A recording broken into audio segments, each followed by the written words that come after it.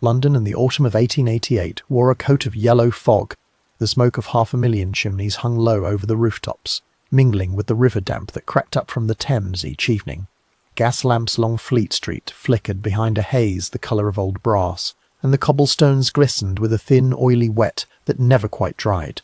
The presses thundered through the night in the buildings near Ludgate Hill, and the air smelled of ink, soot, and horse. In a narrow office at 5 New Bridge Street, beneath the soft hiss of a gas mantle, a clerk of the Central News Agency lifted a small envelope from the Morning Post. It had been written in a strange looping hand, and the postmark read the 27th of September. He turned it once in his fingers. The paper was cheap, the seal undisturbed. He slid a thumb beneath the flap and drew out a single folded page, and the letters upon it had been written in ink the colour of dried blood. At the top, in a steady, almost cheerful hand, were 2 words. Dear Boss. Chapter 1. The City of Yellow Fog. Good evening, and welcome to the Bedside Historian. The night has grown quiet now, and the world outside your window has folded itself into stillness, and whatever the hour is where you are listening from, whether the lamps are low or the rain is soft against the glass, you are welcome here, in this small pocket of calm. Before the story begins, do take a moment to tell, in the comments below, where in the world you are listening from tonight, and what hour the clock has reached in your own quiet room, because there is something gentle in knowing that strangers across the earth are drifting into the same old century together. And if you would, kindly tap the subscribe button and leave a like on this telling, for it helps the channel grow, and it brings more of these old, dim, candlelit stories to listeners like yourself, who seek rest in the company of the past. Now, settle in, draw the blanket close, and let the present world fall away for a little while, because tonight we step backward into a city of smoke and gaslight, into a season when the fog itself seemed to know things it would not say. The year was 1888, and London in that autumn was a city wrapped in a coat of yellow vapour that did not lift between the rising of the sun and the falling of it. The fog of the late Victorian capital was not the gentle mist of the countryside, nor the white sea breath that drifted in along the docks of distant ports, but a thick, oily, sulphurous thing, born of 500,000 coal fires burning at once in 500,000 narrow grates, and it hung over the rooftops like a low ceiling pressed down upon the city by an unseen weight. The people of the time gave it many names, and the newspapers called it the London Particular, and the working men of the East End called it a pea souper, for it had the colour and the heaviness of yellow pea soup poured thick into a bowl. It tasted of soot upon the tongue.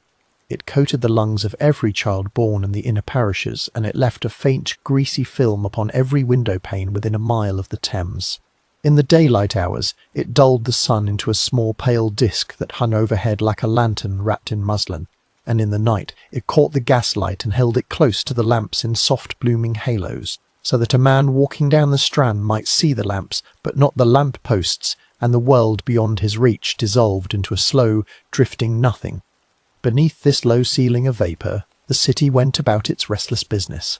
London in that year was the largest city in the world, and within its boundaries lived more than 4 million souls, and its streets were a vast and tangled web of cobbles, gutters, alleys, mews, and broad thoroughfares that ran from the white stone palaces of the West End down to the black water of the Thames, and outward into the lodging-houses and tenement courts of the East End, down to the lodging-houses and tenement courts of the East End.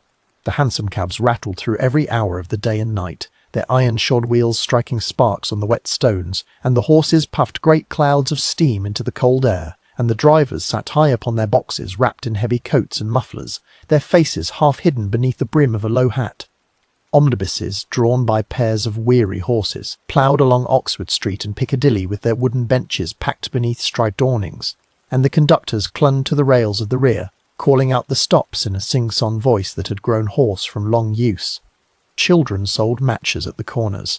Old women sold violets in damp bunches from baskets at their feet.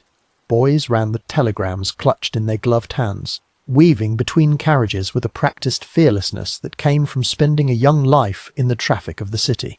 The empire that ruled from this false capital was at the height of its reach in that autumn. Queen Victoria had been upon her throne for 51 years, and the year before she had celebrated her golden jubilee with great processions and bunting strung between the lamp-posts and crowds gathered along the Mall. and the newspapers had spoken of her reign as the longest and the most glorious that the island had ever known. Her ship sailed every ocean. Her flag flew over the markets of Calcutta and the diamond fields of Kimberley and the wharves of Hong Kong. Her armies stood in the dust of Afghanistan and the heat of the Sudan, and her merchants moved tea, cotton, opium and silver across the waters of the world. From the windows of Buckingham Palace to the docks at Wapping, the empire seemed a single unbroken thing, vast and unsleeping, lit by the same gas, fed by the same coal, bound by the same iron rails that ran from the green hills of the north down to the warehouses of the riverside. And yet within this empire, within this city at its very heart, there were quarters and parishes where the lamplight scarcely reached, and where the wealth of the wider world did not flow. The architecture of the city told the story of its layers. In the West End, the great houses of Mayfair and Belgravia stood in long, pale terraces of stuccoed brick, with iron railings painted black, and doors painted in deep greens and dark blues, and brass knockers polished each morning by housemaids in stiff white aprons. The clubs of Pall Mall opened their tall windows to the gaslight, and through those windows one might see the soft glow of crystal chandeliers, and the dark gleam of polished mahogany, and the still, unhurried figures of gentlemen reading the evening papers in deep leather armchairs. The shops of Regent Street sold gloves of French kid and bonnets of Italian straw, and the windows of Bond Street displayed jewellery upon black velvet, lit by small oil lamps that burned through the early dusk. The pavements there were broad, the streets swept clean, each adorned by men with stiff brooms, and the air, though it carried the same yellow fog as the rest of the city, seemed somehow thinner, somehow lighter, as though the wealth of the parish had bought a small portion of clearer sky. But the city did not end at Regent Street, nor at Piccadilly Circus, nor at the steps of the National Gallery. It ran on, and on, eastward, past the Bank of England with its windowless walls and its night watchmen in caped coats, past the dome of St. Paul's that rose dark and round against the smoke, past the printing houses of Fleet Street where the presses thundered through the small hours of the morning, past the law courts and the prisons and the slow, dark water of the Fleet that had long since been bricked over and forgotten beneath the cobbles. And as the broad thoroughfares narrowed, and as the buildings leaned closer together, and as the gaslight grew thinner and the spaces between the lamps grew longer, the city changed its face. Brick gave way to brick of a meaner kind. Plaster fell from walls. Doorways stood open into passages no wider than a man's shoulders. Courts opened off the main streets, and within those courts there were other courts, and within those there were tenements 4 stories high, and within those tenements lived families of 7 and 8 to a single room, sharing a single grate and a single window and a single bucket. The river ran through it all, slow and broad and very dark, and the Thames in that year was a working artery thick with traffic of every kind. Sailing barges with russet sails moved up the tide from the estuary, bringing in coal from the northern coalfields, and timber from Norway, and grain from the Black Sea. Steamers, painted in the liveries of the great shipping companies, lay at anchor in the Pool of London, beneath the new tower of the bridge that was still being built across the water. Lightermen rowed flat-bottomed boats between the moored vessels and the wharves, their long oars dipping into a river that carried the soot of the city and the waste of its people, and the run-off of its dye-works and tanneries and slaughter-houses, all together in one slow, brown, unhurried current. Along the riverside, the warehouses stood 5 and 6 stories tall, with great wooden cranes jutting from their upper floors, and the men who worked those wharves lived in the narrow streets behind them, in lodging-houses where a bed could be had for 4pence a night. The sounds of the city in that autumn were many, and they layered one upon another from before dawn until after midnight. The bells of the churches marked the quarter hours, and the clocks of the railway stations chimed the trains in and out, and the bells of the muffin men rang as they walked the residential streets with trays balanced upon their heads.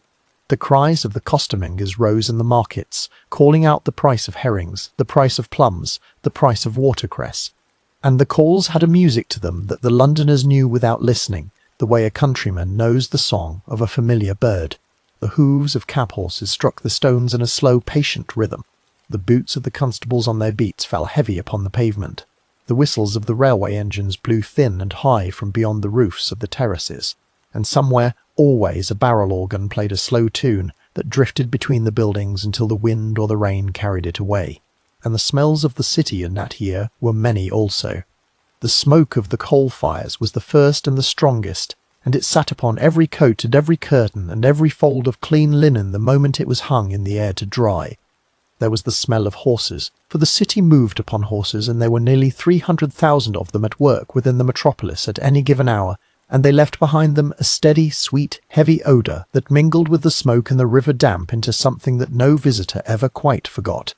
There was the smell of gas from the lamps, and the smell of tallow from the cheaper candles in the poorer streets, and the smell of beer and tobacco that drifted from the open doors of the public houses, and beneath all these, faint but ever present, the deep, low smell of the Thames itself, brown and old and patient. The autumn light was thinning, and the days were growing short, and the cold was beginning to creep in beneath the doors of the lodging-houses and along the bare floorboards of the upper rooms.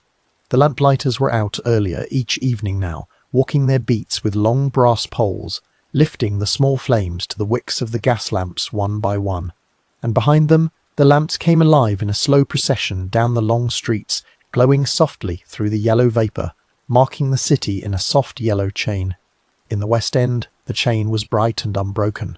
In the East End, the chain thinned, and the spaces between the lamps grew wider, and there were courts and alleys where no lamp burned at all, and where a man stepping in from the lit street found himself almost at once in a darkness that swallowed the sound of his own boots. It was into such a darkness that the autumn of 1888 was beginning to lean, and the city, vast and bright and weary, did not yet know what it was leaning toward. Only that the fog had thickened earlier than usual that year, and that the lamps seemed to burn a little dimmer in the eastern parishes, where the streets ran narrow and the doorways stood open into the dark. Chapter 2. The streets east of Aldgate. The boundary between the two Londons was not drawn upon any map, but every Londoner could feel the moment they had crossed it. East of the church St. Botolph, east of the pump at Aldgate, east of the broad junction where the omnibuses turned back upon their westward routes, the city changed. The buildings drew closer together, as though leaning in to share a secret too old to speak aloud. The pavements narrowed, the gutters ran a little darker, and the lamps, which had stood in tall regular ranks along the wide streets of the centre, grew shorter and meaner, and stood further apart. The very air seemed to thicken, for the fog that had hung yellow over the rooftops of the West End hung browner and heavier here, mixed with the breath of the slaughter-yards, the steam of the laundries, and the soft constant smoke of the small grates that burned in every room of every house, on every floor, all night long. The parish of Whitechapel lay at the heart of this eastern world, and within its bounds lived nearly 80,000 souls in a square mile of close-packed brick and stone. The streets bore old names that had outlived their meanings, names like Hanbury Street and Dorset Street and Thrall Street and Berners Street, names that had once described a field, a yard, a long-dead landlord, a vanished orchard, and the names remained while the fields had been built upon, and the orchards had been forgotten, beneath the cobbles.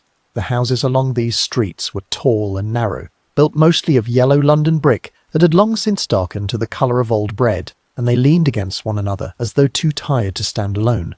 Many had been built 100 years before for the silk weavers of Spitalfields, when the trade had still flourished, and the upstairs rooms had held the long looms that worked the cloth, and the wide windows on those upper floors had been cut large to let in the light. The looms were gone now. The silk trade had drifted away, but the windows remained, and through them, in the early hours of the evening, a passer-by might glimpse the dim glow of a single tallow candle and the bent shape of a woman stitching shirts for the slop shops, paid by the dozen, paid by the gross, paid in coppers that scarcely covered the rent of the room. The streets themselves carried a particular kind of life that began before dawn, and did not truly end until after midnight, and even then only paused for an hour or two before the bakers' boys and the milk carts and the early market men set it moving again. By 4 in the morning, the porters of the Spitalfields fruit and vegetable market were already at work beneath the gas lamps of Commercial Street, unloading the wagons that had come in from the country in the small hours, carrying baskets of cabbages and crates of apples and sacks of potatoes upon their broad shoulders. The market was an old one, granted its charter by King Charles II, and the iron and glass roof that covered it had been raised only a few years before, and beneath that roof the salesmen called out their prices in a steady, practised rhythm, while the small boys swept the broken leaves and the bruised fruit into the gutters at the edge of the stalls. By 6, the men of the docks were walking down toward the river in long, silent lines, their tin cans of cold tea swinging from their hands, their boots heavy upon the stones. By 7, the women were at the standpipes in the courts, filling their pails and their kettles for the day, for there was no water laid on in most of the houses, and the standpipe ran for only 2 hours each morning before the parish turned it off again.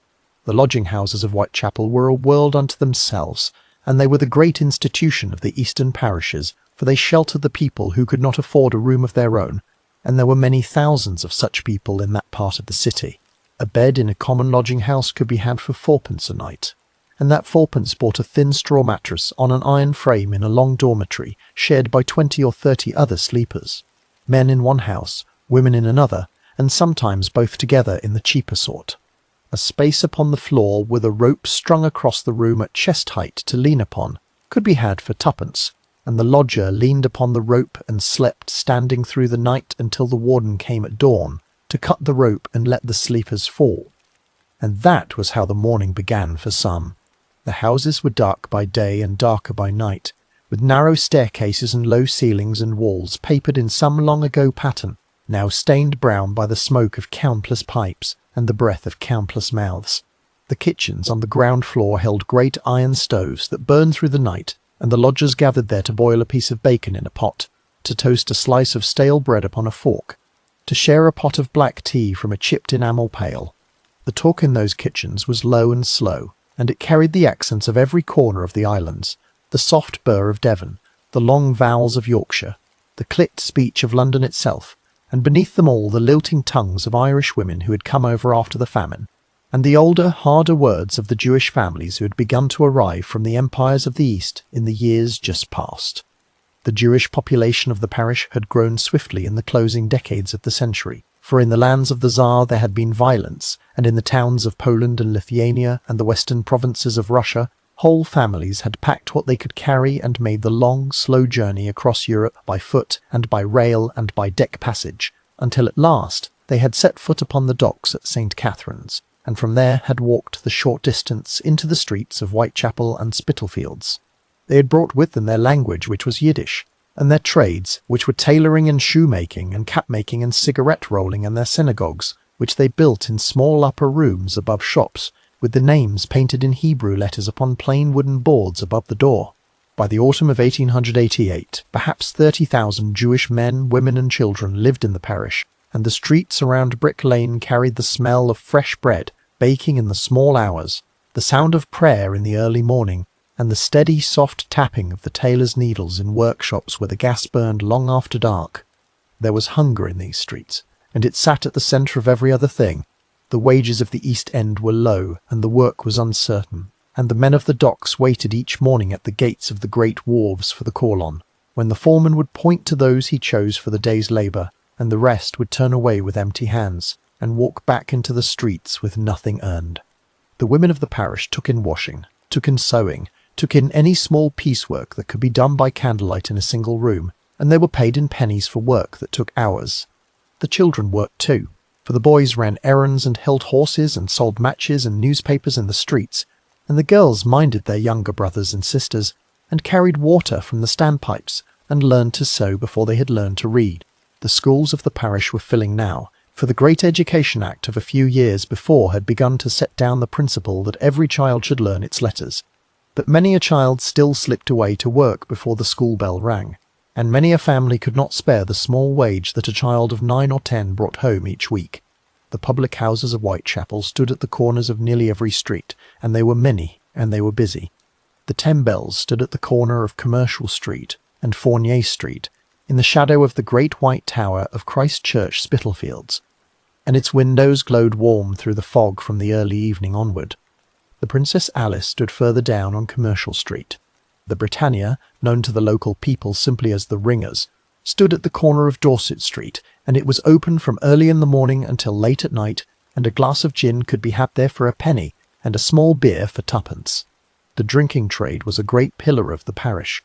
The beer and spirits were cheap, and the water was not always safe, and the warmth of a public house was warmer than any room in any lodging, and the company was company, and the time passed quickly there, in a way that it did not pass in the cold and silent street outside.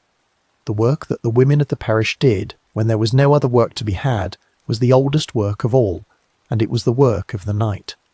The streets around Commercial Street, around Dorset Street, around Hanbury Street, and Old Montague Street, carried in their late hours the slow-walking figures of women who had no other coin to earn, and they walked between the public houses and the lodging houses and the courts and the dark turnings, and they made their bargains in the shadows for a few pence at a time, enough to pay for a bed for the night, enough to pay for a bed for the night, enough to pay for a piece of bread, enough to keep the cold and the hunger at a small distance for one more day.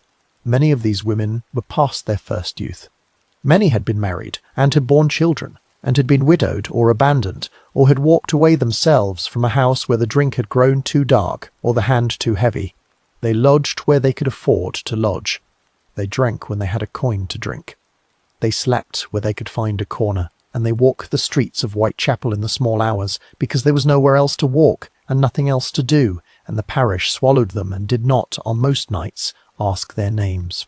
Above the street stood the steeples, and above the steeples stood the sky, and the great white spire of Christ Church Spitalfields rose 220 feet into the smoke, and it had been raised by the architect Nicholas Hawksmoor in the early years of the previous century, and it stood as the great landmark of the parish, visible from streets away through the fog. A thin white finger pointed at a heaven that seemed very far. The bells of Christ Church rang out the quarter hours through the long nights, and they could be heard in every room and every court and every lodging house within half a mile, and the women walking in the small hours measured their nights by those bells, and knew the time by them when no clock was near. The bells of St. Mary Maffelon, the old white chapel that gave the parish its name, rang out also, though that church stood farther east upon the High Street, and its sound carried less far in the heavy air. The parish was policed by H Division of the Metropolitan Police, whose station house stood upon Leman Street, and the constables of H Division walked their beats in heavy capes and tall helmets, with bullseye lanterns clipped at their belts, and they walked each beat upon a strict timing, so that a man might be seen to pass the same corner at the same minute of each hour, through the night. The beats were short, and they were many, for the streets were narrow and the work was close, and a constable might walk the same half-mile 20 times before his shift ended at 6 in the morning. The constables knew the parish well.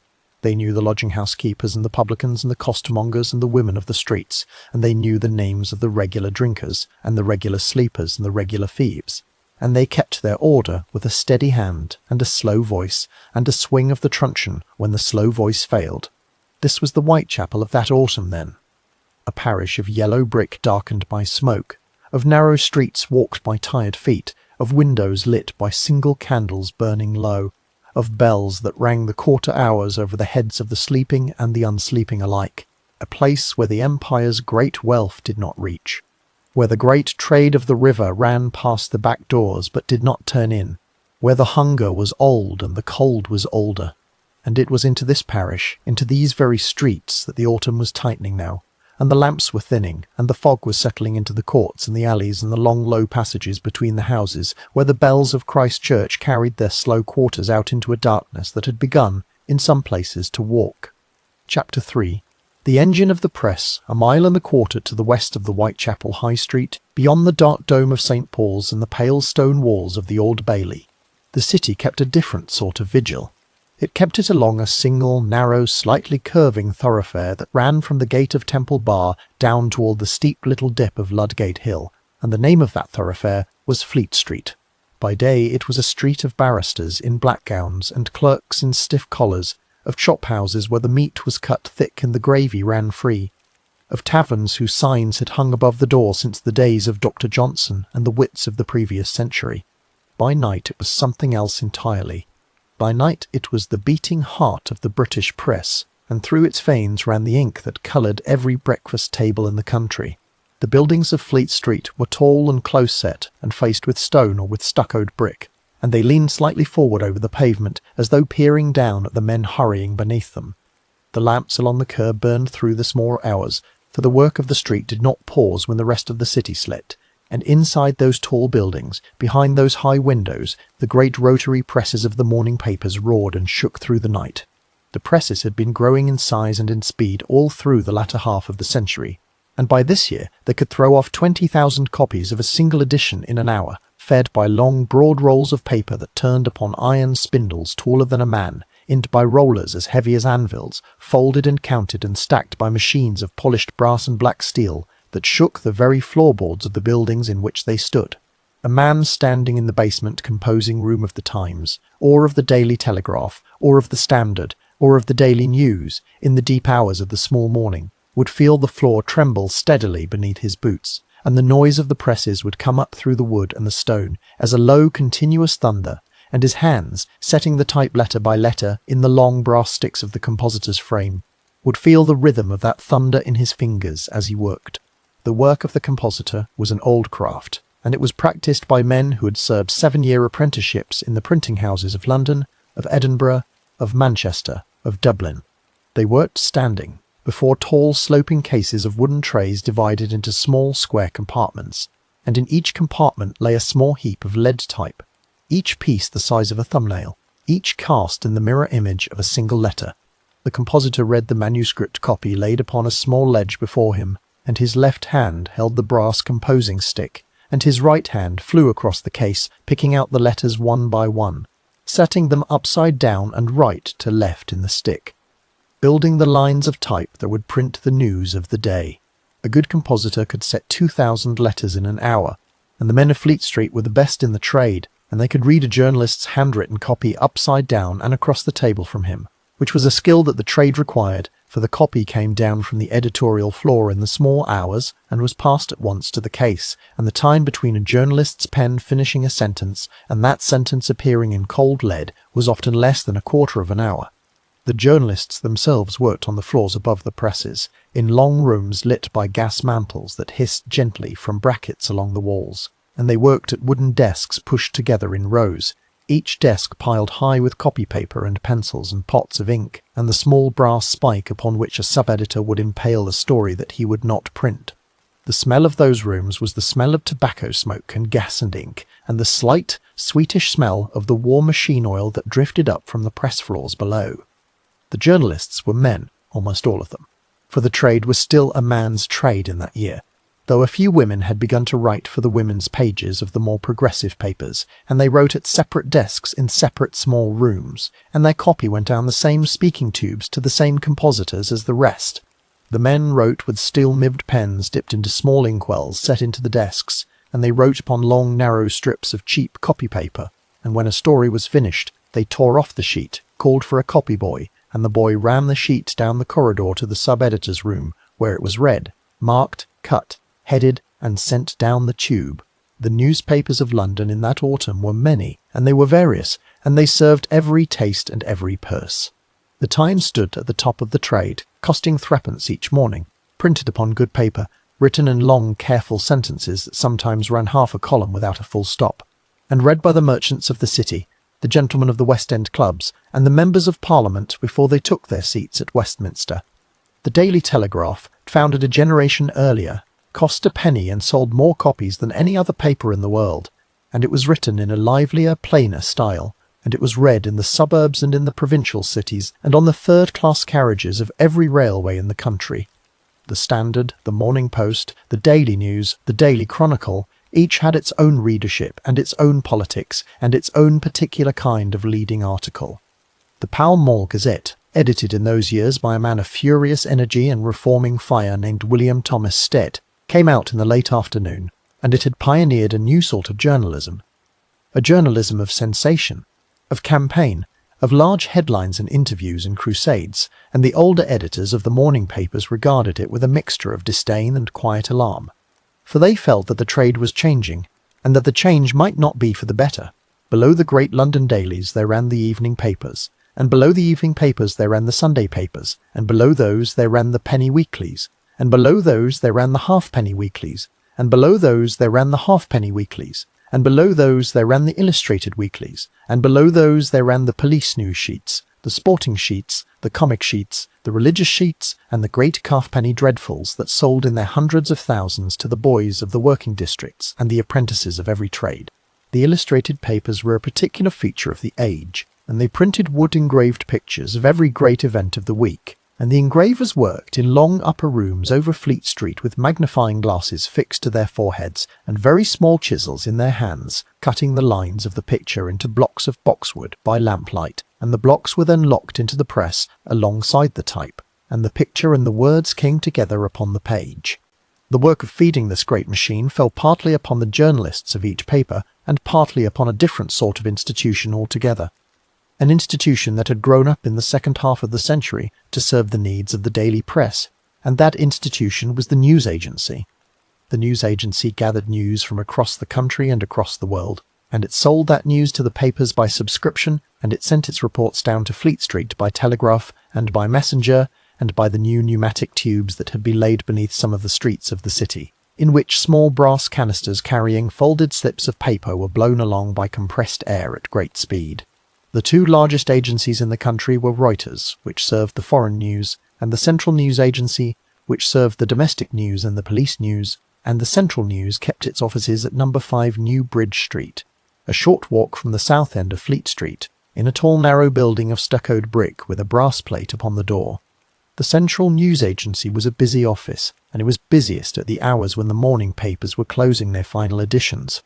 Its rooms were furnished plainly with long wooden tables and high stools and roll-top desks lined along the walls, and its windows looked out upon the slow traffic of New Bridge Street and the dome of St. Paul's beyond.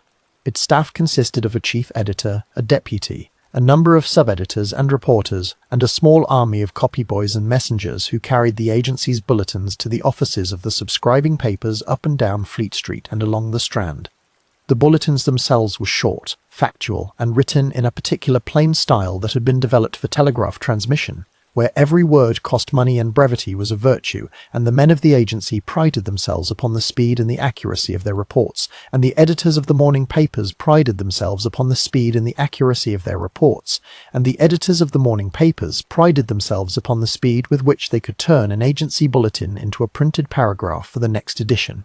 Among the men who worked at the Central News in that autumn was a journalist by the name of Thomas John Bulling, who handled much of the police news for the agency, and who walked each evening across the river or down to Scotland Yard to gather what could be gathered from the inspectors and the desk sergeants of the Metropolitan Force. There was also the chief, John Moore, a steady, careful man of middle years, and there were others whose names were known within the trade, if not without. They worked the long hours that the trade demanded. They ate their suppers at the chop-houses along Fleet Street. They smoked their pipes at the high windows when the work paused. They watched the lamps along New Bridge Street come alive at dusk, and saw them gutter out at dawn, and they passed the bulletins out into the hands of the running boys who carried them through the fog to the offices of the morning papers, where the editors were waiting. This was the engine of the press in that autumn. It was an engine of paper and ink and lead and oil, of brass tubes and rotary presses and steel-nibbed pens, of compositors at their cases and engravers at their blocks, and journalists at their desks, and copy-boys running through the small hours along streets that never quite slept. It was an engine that, in the year just past, had begun to feed a hunger of its own making, a hunger for the larger story, the louder headline, the bolder type, the picture across two columns, the interview, the sensation. And it was an engine that, in the autumn of that year, found itself with an appetite to feed, and very little as yet in the way of food, for the news from the eastern parishes was beginning to come in. The reports were thin still and the names few and the details uncertain, but the men of Fleet Street, in their tall narrow buildings with their high windows, in their long rooms full of smoke and gas and ink, were beginning, as men who have spent their lives in the trade always begin, to lift their heads and to listen, and to send their boys eastward, into the fog with notebooks tucked beneath their coats, to see what could be seen, and to bring back word. Chapter 4. The Autumn of Unease. The first of them was found upon a Friday morning in the last days of August, in a narrow turning called Buck's Row, in the parish of Whitechapel, between a row of small terraced cottages and the dark blank wall of a board school. The time was 3:45 in the morning, and the sky above the slate roofs was the deep grey of an hour before the dawn, and the gas lamp at the corner of Brady Street threw a small pool of yellow light upon the cobbles. The man who found her was a carter named Charles Cross, who was walking down Buck's Row on his way to his work at Pickford's Depot in Broad Street, and he saw something lying in the gateway of a stable yard, and at first he took it for a tarpaulin or a folded rug. But as he drew closer he saw that it was a woman, lying upon her back, her skirts disarranged, her bonnet beside her head, and her hands lying very still at her sides. A second carter, a man named Robert Paul, came down the street a moment later, and the two men bent together over the body, and they touched her hand, and her hand was cold but not yet stiff, and they ran together to find a constable. The constable came, and another came, and a third, and a doctor was sent for from his house in Whitechapel Road, and the doctor knelt in the gateway in his greatcoat and his nightshirt, with his bag at his side, and he made his examination by the light of a bull's-eye lantern. The woman was about 40 years of age. Her name, when it was discovered later that morning at the mortuary by Bethnal Green Road, was Mary Ann Nichols, and she was known to her friends in the lodging-houses of Thrall Street and Flower and Dean Street as Polly. She had lodged the night before at a house called the White House in Flower and Dean Street, and earlier still at the kitchen of a house in Thrall Street, where she had been turned away at 1:30 in the morning because she had not the fourpence for her bed, and she had laughed and told the deputy keeper not to worry, for she had a fine new bonnet now, and she would soon earn the money. She had been seen at 2:30 upon the corner of Osborne Street and Whitechapel Road, walking eastward. She had been alone. And at 3:45 she had been found in Buck's Row in the gateway of the stable yard, with the small pool of lamplight not quite reaching her face. The news of the killing was in the evening papers of that same day. The reporters had come up from Fleet Street within hours, and they had walked Buck's Row, and they had spoken to the carters and the constables and the doctor, and they had taken their notes in pencil in small black books, and they had carried the notes back to the high windows above New Bridge Street and Fleet Street, and the type had been set, and the presses had run, and by the late afternoon the boys were calling the headlines along the Strand and the Holborn Viaduct and the streets of the city. Horrible murder in Whitechapel. Shocking discovery in the East End. The reading public bought the papers and read them by the lamplight of the evening, and they shook their heads, and they said that the parish had grown very wild, and that something must be done. But the papers, the next day, moved on to other things, for the news of the world was large, and the East End was a place where such things had been known to happen, and a single killing of a single woman of the lodging-houses was a story that burned brightly for an afternoon, and then dimmed.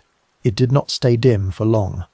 A week and a day later, upon a Saturday morning, in the backyard of number 29 Hanbury Street, a man named John Davis came down the stairs of the house at 5:45 to use the privy in the yard, and he opened the back door and stepped onto the small flight of wooden steps that led down into the yard, and he stopped where he stood, for in the corner of the yard between the steps and the wooden fence there lay a woman. She was on her back. Her skirts were drawn up. Her hands were turned at her sides with the palms upward, in a curious and quiet way. Her name, when it was learned that morning, was Annie Chapman, and she was 47 years of age, and she had lodged at Crossingham's lodging house at number 35 Dorset Street, and the night before she had been turned away from the kitchen there because she had not the fourpence for her bed, and she had told the deputy keeper, "Do not let my bed, I shall be back soon," and she had walked out into the dark, and she had walked out into the dark, and she had not come back. Now the parish woke into a different morning. Number 29 Hanbury Street stood between a public house and a baker's shop, and the houses on either side were tall and narrow, and crowded with families, and within an hour of the discovery there were crowds gathered in the street and pressing at the gate of the passage that led to the yard, and the constables of H Division had to be brought up in numbers to push them back. The reporters were there before the morning was old. They climbed upon walls. They paid a shilling to families in the houses overlooking the yard for the use of an upper window from which to look down. They wrote in their notebooks. They walked the alleys. They spoke to anyone who would speak, and many spoke, for the parish was excited now, and the talk in the public houses was loud and constant from the early morning onward. The papers in their afternoon editions did not move on this time. They came back the next morning with longer columns. They came back the morning after with longer still. They printed sketches of the yard, sketches of the passage, sketches of the back door and the wooden steps and the corner of the fence. They printed the words of the witnesses. They printed the names of the constables. They printed the words of the doctors, in so far as the doctors would speak, and the doctors said that the wounds upon the woman had been done with a knife of a particular sharpness, and with a hand that had not trembled, and that there were features of the work that suggested to them a knowledge of where to cut. That phrase, a knowledge of where to cut, ran through the columns of the papers all through the second week of September, and it took up residence in the minds of the readers, and it did not leave. The fear that began to move through the parish in those days was a fear of a particular kind. It was not the fear of poverty, which was old and known, nor the fear of hunger, which was older still. It was a fear that walked. It walked in the small hours when the lamps burned low and the alleys ran dark. It walked behind the women who left the public houses at closing time. It walked at the corners where the lodging houses stood. The women of the streets felt it first, for they were the ones who walked those small hours, and they were the ones who had stood, the two who were dead, in the doorways and at the corners, only a few hours before they had been found. They began to walk in pairs where they could. They began to ask the constables to walk them home. They began, some of them, to leave the parish altogether for a time, and to seek work in other quarters, in Limehouse, in Poplar, in the streets south of the river, where the news from Whitechapel was a story heard at a distance and not yet a fear at the door. The men of the parish felt it too in their own way. The lodging-house keepers spoke of it in their kitchens, and the publicans spoke of it across their counters, and the porters of the Spitalfields market spoke of it as they unloaded the wagons in the small hours, and the dockers spoke of it as they walked down Cable Street toward the river before the dawn. They did not, most of them, believe that they themselves were in danger. The killings, it was clear, were the killings of women, and of women of a particular condition, and of women who walked alone in the deepest hours of the night. But the parish was their parish, and the streets were their streets, and the talk in the public houses turned again and again to the question of who, and the question of why, and the question of what the police were doing, and the question of what would come next. The police were doing a great deal, though the parish did not always see it. H Division had drafted in extra constables from neighbouring divisions, and the beats had been shortened, and the patrols had been doubled in the worst streets. Detectives in plainclothes walked the courts and the alleys at all hours. House-to-house inquiries were made along the streets near both killings, and statements were taken from the lodgers of the lodging houses, and the names of every man known to the parish for any sort of violence were gone over and gone over again. The chief of the Criminal Investigation Department at Scotland Yard, a careful and methodical man named Robert Anderson, was abroad upon a long-arranged leave, and the work in his absence fell to Chief Inspector Donald Swanson, who sat at a desk in Whitehall with the reports from H Division piling up before him day by day. The Commissioner of the Metropolitan Police, Sir Charles Warren, a soldier by training and a stern man by nature, read the reports each morning in his office overlooking the river, and he sent his minutes back to Whitehall in his small, precise hand, and the minutes carried instructions for more patrols, more inquiries, more vigilance. The autumn deepened. The fog grew earlier in the evenings and lingered later in the mornings. The cold settled down into the courts and the lodging-houses, and the small grates burned a little longer each day, and the price of coal at the corner shops rose by a halfpenny the hundredweight. The leaves of the few thin trees in the burial grounds of Christ Church and St. Mary's turned brown and fell, and the wind carried them along the gutters of Commercial Street and Hanbury Street and Dorset Street. The bells of Christ Church rang the quarter hours over a parish that listened a little more closely to them now, for the women walking in the small hours measured their nights by them, and they walked, when they walked at all, in twos and threes, with their shawls drawn tight against the cold, and their eyes turned toward every footstep behind them and every shape that moved at the corners ahead. In the offices of Fleet Street and along the corridors of the news agencies, the editors and the journalists were lifting their heads. They had seen the columns of the papers run long.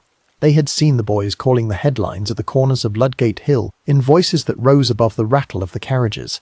They had seen the sales of the morning editions climb sharply through the first weeks of September, and they had seen the readers of the morning editions buying second and third papers in the afternoons, hungry for any new word. The men of the trade understood what they were seeing. A story had begun to gather a weight of its own. It had begun to pull the readers along behind it. It had begun to grow. And in the offices of the Central News Agency at No. 5 Newbridge Street, in the long quiet hours of late September, when the boys had carried out the last bulletins of the night, and the gas was burning low above the wooden tables, the talk among the men who handled the police news turned again and again to the parish across the river, and to the killings that had begun there, and to the question of what the Morning Post might bring. For the Morning Post, in those days, brought all manner of letters into the offices of the great agencies, and the great Chapter 5. The Envelope at Newbridge Street.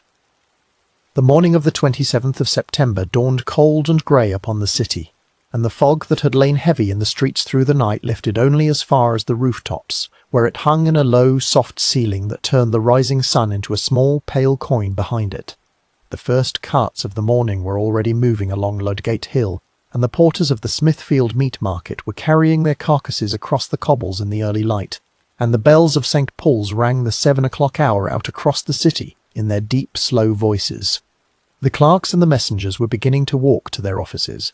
The boys were running with the early editions of the morning papers tucked beneath their arms, and along New Bridge Street the gaslights were guttering out one by one as the lamplighters made their long walk back along the curb with their brass poles. The post office vans were on their rounds.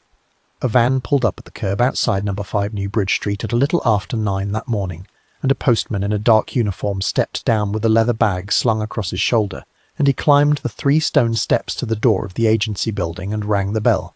The door was answered by one of the boys of the office, who took the bundle of letters from the postman's hand and gave him a small nod and carried the bundle up the narrow staircase to the first floor, where the editorial room lay behind a door of frosted glass.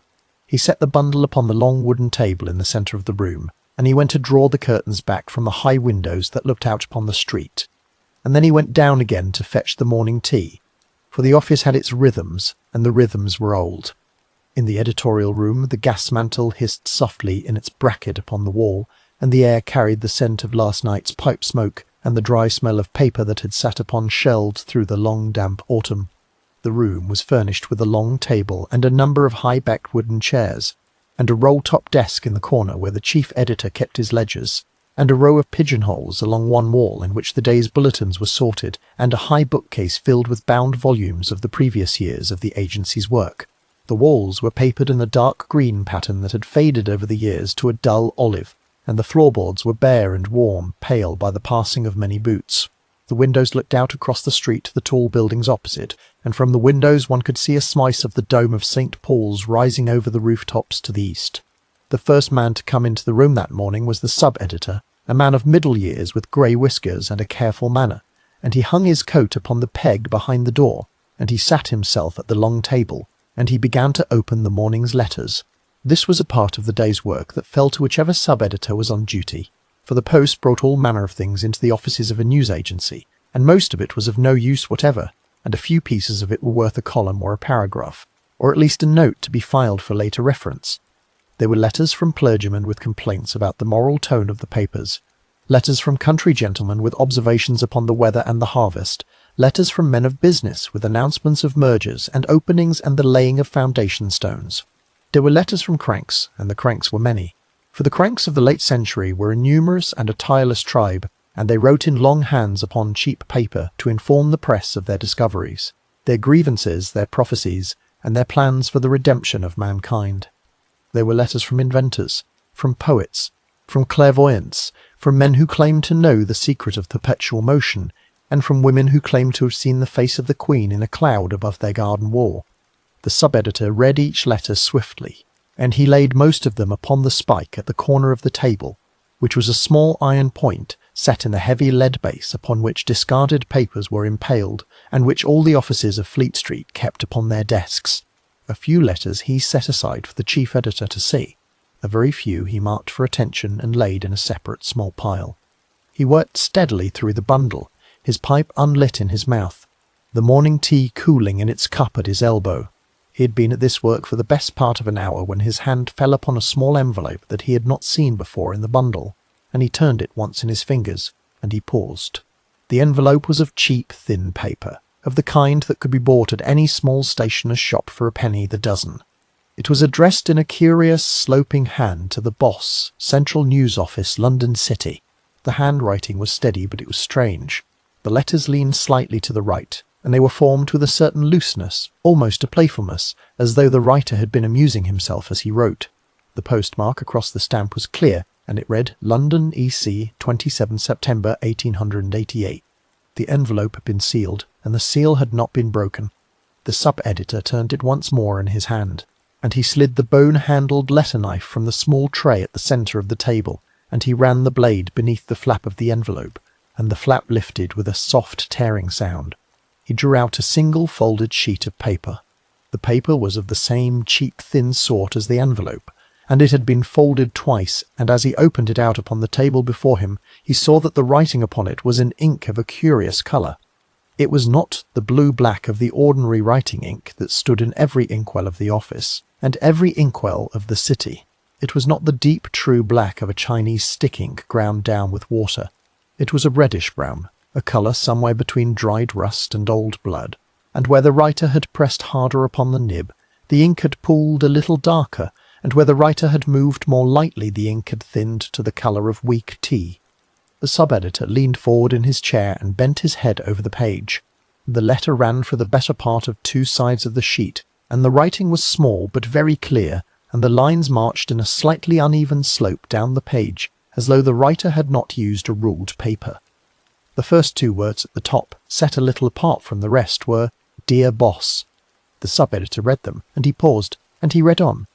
He read with the careful, slow attention of a man who has spent 30 years reading other men's writing, and he read without expression, his lips closed, his pipe still in his mouth, his eyes moving along the lines. The letter spoke in the voice of a man who claimed to be the doer of the killings in Whitechapel. The voice was steady. The voice was almost jaunty. It mocked the police. It mocked the newspapers. It spoke of the work in the dark streets as though it were a craft, as though it were a sport, as though it were a kind of joke shared between the writer and his reader. It boasted of what had been done. It threatened what would be done. It used phrases that the sub-editor had not seen before in any letter that had crossed his desk, phrases that had a curious music to them, phrases that sounded as though they had been turned over and over in the mind of the writer until they had taken on a polished, theatrical quality, like lines from a music hall song. And at the close, set apart from the rest of the text, the writer had signed himself with a name that took up its own line, a name that had not, before that morning, been read by any man. The sub-editor read the letter through once. Then he read it through again. Then he laid it down upon the table before him, and he sat very still in his chair, and he looked at the page for a long moment without moving, and he felt the small soft chill that runs along the back of the neck of a man who has spent his life in a trade, and who has, just now, encountered something he has not encountered before. He took the pipe from his mouth and laid it in the tin tray at his elbow. He drew the page a little closer to the lamp at the edge of the table. He examined the ink with his eye held close to the paper, and he saw that the colour was indeed unusual, and that the pen had been a steel nib of medium width, and that the hand was practised, but not the hand of a professional clerk, for the letters had no copperplate uniformity to them, but had the slightly irregular slope of a hand that had been schooled but not drilled. After a time he rose from his chair, and he carried the letter and the envelope together across the editorial room to the door of the chief editor's office, and he tapped upon the door, and he was bidden to enter. The chief editor, John Moore, was a man of perhaps 50 years, with greying hair brushed straight back from a high forehead, and a moustache trimmed close, and eyes of a steady grey colour that did not move much when he was thinking. He sat behind his roll-top desk in his shirt-sleeves with the cuffs turned back, and he was reading the proofs of the previous night's bulletins with a stub of red pencil in his hand. He looked up as the sub-editor came in, and he set the pencil down upon the desk. The sub-editor laid the letter upon the desk in front of him. He laid the envelope beside it. He said only that the Morning Post had brought in something that the chief might wish to see at once. He stepped back a pace from the desk, and he waited, and he watched as the chief editor lifted the letter and bent his head over it. Moore read the letter through, and then he read it through a second time, and then he set it down upon the desk and looked up at the sub-editor with the same steady grey eyes he had used to read the page. He asked when it had come. The sub-editor told him that it had come with the Morning Post, perhaps an hour earlier. Moore asked whether anyone else had seen it. The sub-editor said that no one had. Moore nodded slowly, and he picked the letter up again, and he turned it over to look at the back of the sheet, which was blank, and then he laid it down once more, and he picked up the envelope, and he examined the postmark, and he examined the postmark, and he set the envelope down beside the letter, and he sat back in his chair. The 2 men spoke quietly for a few minutes about what was to be done with such a letter. It was the practice of the agency, when a letter of this sort arrived, and they did arrive from time to time, for the cranks of the city were tireless, to set the letter aside for a day or 2 before doing anything with it, and to see whether the writer would write again, and to see whether anything in the news would seem to bear out the claims that the writer had made. It was the practice also, in cases of any seriousness, to send a copy of the letter to Scotland Yard, so that the police might know of it, and so that the agency might not be accused later of having withheld information that the police would have wished to have. It was a careful trade. The news agency trade, and the men who worked it had long since learned to walk between the appetite of the press for a sensation and the duty of a citizen to the keepers of the law. Moore turned the letter once more in his hands, and he held it up to the grey light from the window, and he looked at the ink against the light, and he said, in a quiet voice, that the colour of the writing was a curious thing, and that he had not seen such a colour in any letter that had come across his desk in many years. He said that the man who had written it had perhaps wished to suggest, by the colour, that the ink was something other than ink. He said that the colour might be ordinary ink mixed with a little vermilion, or it might be a watered red ink such as some clerks use for marking ledgers, or it might be something else again, and that he could not say which without holding it under a stronger light. He said that the writing itself was the writing of a man who had been schooled and not a poor man's hand, and that the spelling was the spelling of a man who had read books, and that the rhythm of the sentences was the rhythm of the man who had perhaps written for the press himself, or who had read the press very closely, for there were turns of phrase in it that had the smell of the trade upon them. He said nothing more for a moment. He set the letter down upon the desk. He rose from his chair, and he walked to the window, and he stood looking out at the dome of St. Paul's above the rooftops, and his hands were clasped behind his back. The morning light was thin and grey through the fog, and the sound of the carriages came up from the street below, and the bells of St. Bride's Church rang the 9:30 across the city, and the chief editor of the Central News Agency stood at his window with his hands behind his back, and he thought about what was lying upon his desk, and what it might mean, and what was to be done with it.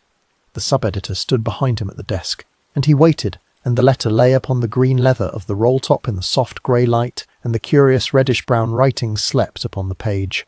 Chapter 6. Dear Boss.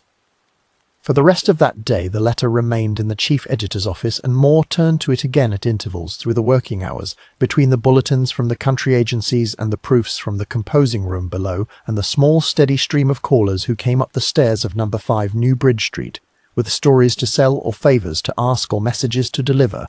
He lifted the page from the green leather of his desk, and read it once more in the afternoon, and once more again as the gas was being lit in the early evening, and each time he read it, he felt the same small, careful chill along the line of his shoulders, and each time he set it down he felt the same uncertainty. He was not a man given to easy belief, for the trade had taught him many lessons about the imaginations of strangers, and the lengths to which a certain kind of mind would go to see itself in print, and he had received in his years many letters from men who had claimed great crimes and great secrets, and most of those letters had come from men who lived very quiet lives in small rooms above small shops, and who walked, the next morning, to the same posts they had walked to the morning before. But this letter, he felt, was not quite of that ordinary kind. The hand was too steady. The phrasing was too practised. The ink was too curiously chosen, and the writer had known, or had appeared to know, certain things about the killings in the East End that had not been printed in any newspaper, certain small details about the manner of the work that the police had asked the press not to print, and that the press, for the most part, had not printed. The details were not many. They were not specific in a way that could be proved beyond doubt, but they were enough to make a careful man pause, and Moore, who was a careful man, paused. He spoke of the letter that afternoon with the senior sub-editors of the office, and he spoke of it again in the evening with Thomas Bulling, who handled the police news for the agency, and who walked each day to Scotland Yard for his briefings, and the 4 men sat together at the long table in the editorial room, with the letter laid flat between them upon the wood. They read it again, all of them in turn, by the soft light of the gas mantle, and they listened to one another's opinions, and they weighed what they heard. The sub-editor who had opened the post in the morning said again that it had come with the ordinary letters of the day.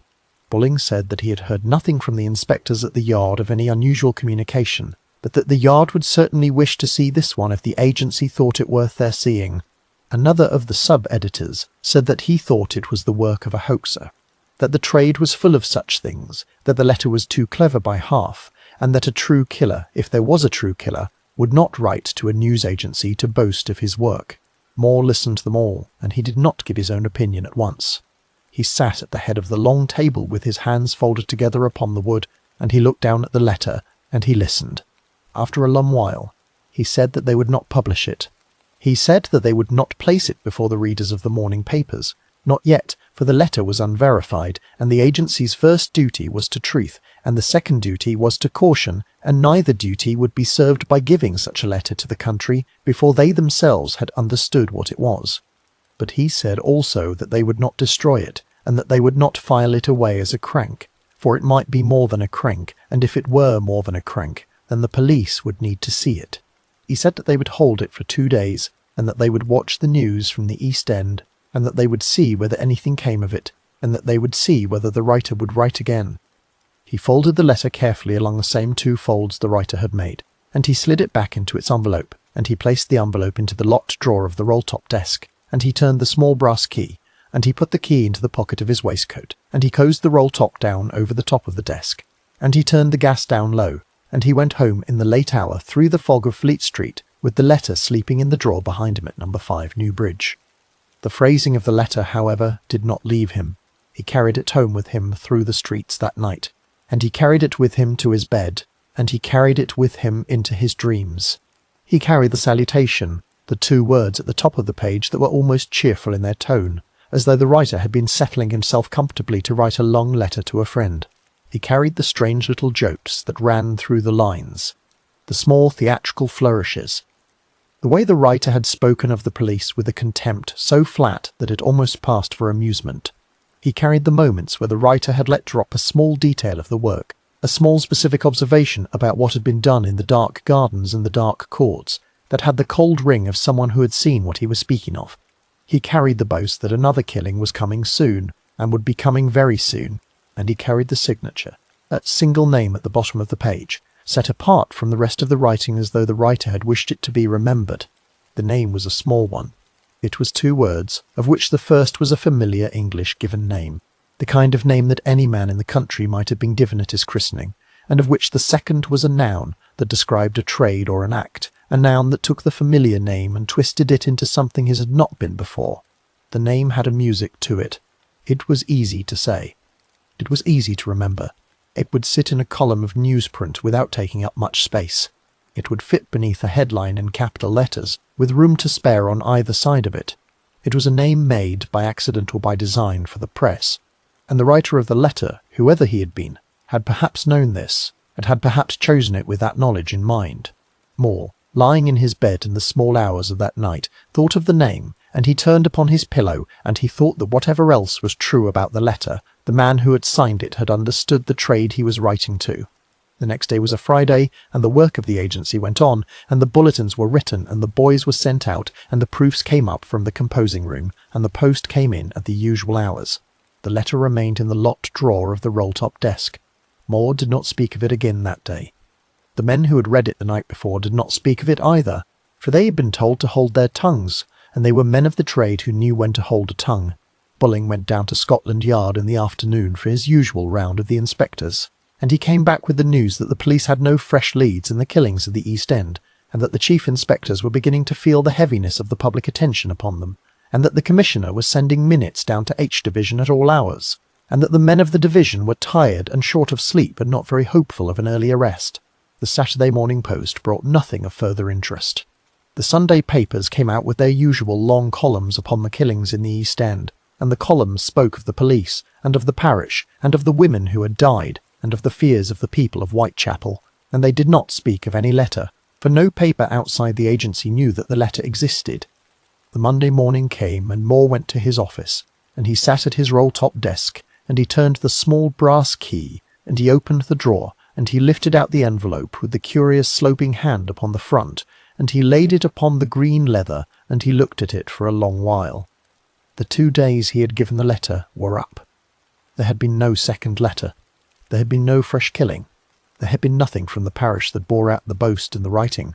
But there had been nothing, either, to take the cold edge from the lines that he had read by the gaslight 3 nights before. The detail about the work, the small thing the writer had said, sat at the back of his mind still, and he could not put it away from him. He decided then, sitting at his desk in the grey morning light, that the letter must go to Scotland Yard. He did not know what the Yard would make of it. He did not know whether the inspectors would treat it as a hoax or as a matter of substance, and he suspected in truth that they would probably treat it as a hoax, for the inspectors of the Yard had as much experience with cranks as the editors of the agencies, and perhaps more. But the letter must go to them.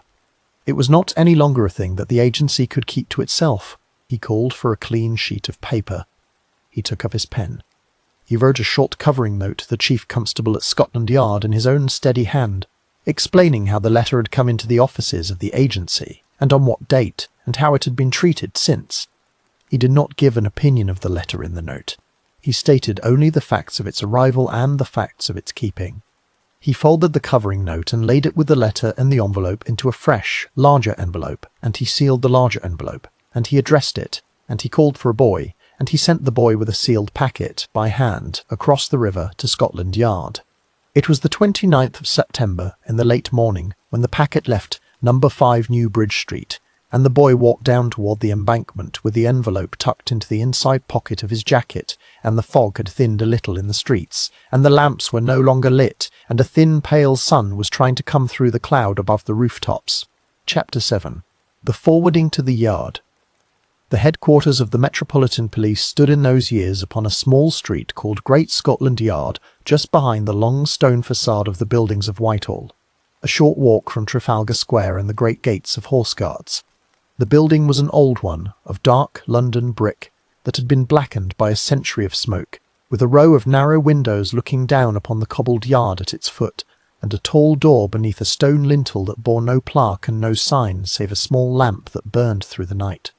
It had been built to other uses long before the police had taken it, and the rooms within were small and low-ceilinged, and joined together by narrow corridors that ran at odd angles, for the building had been added to over the years in a patchwork fashion as the work of the force had grown.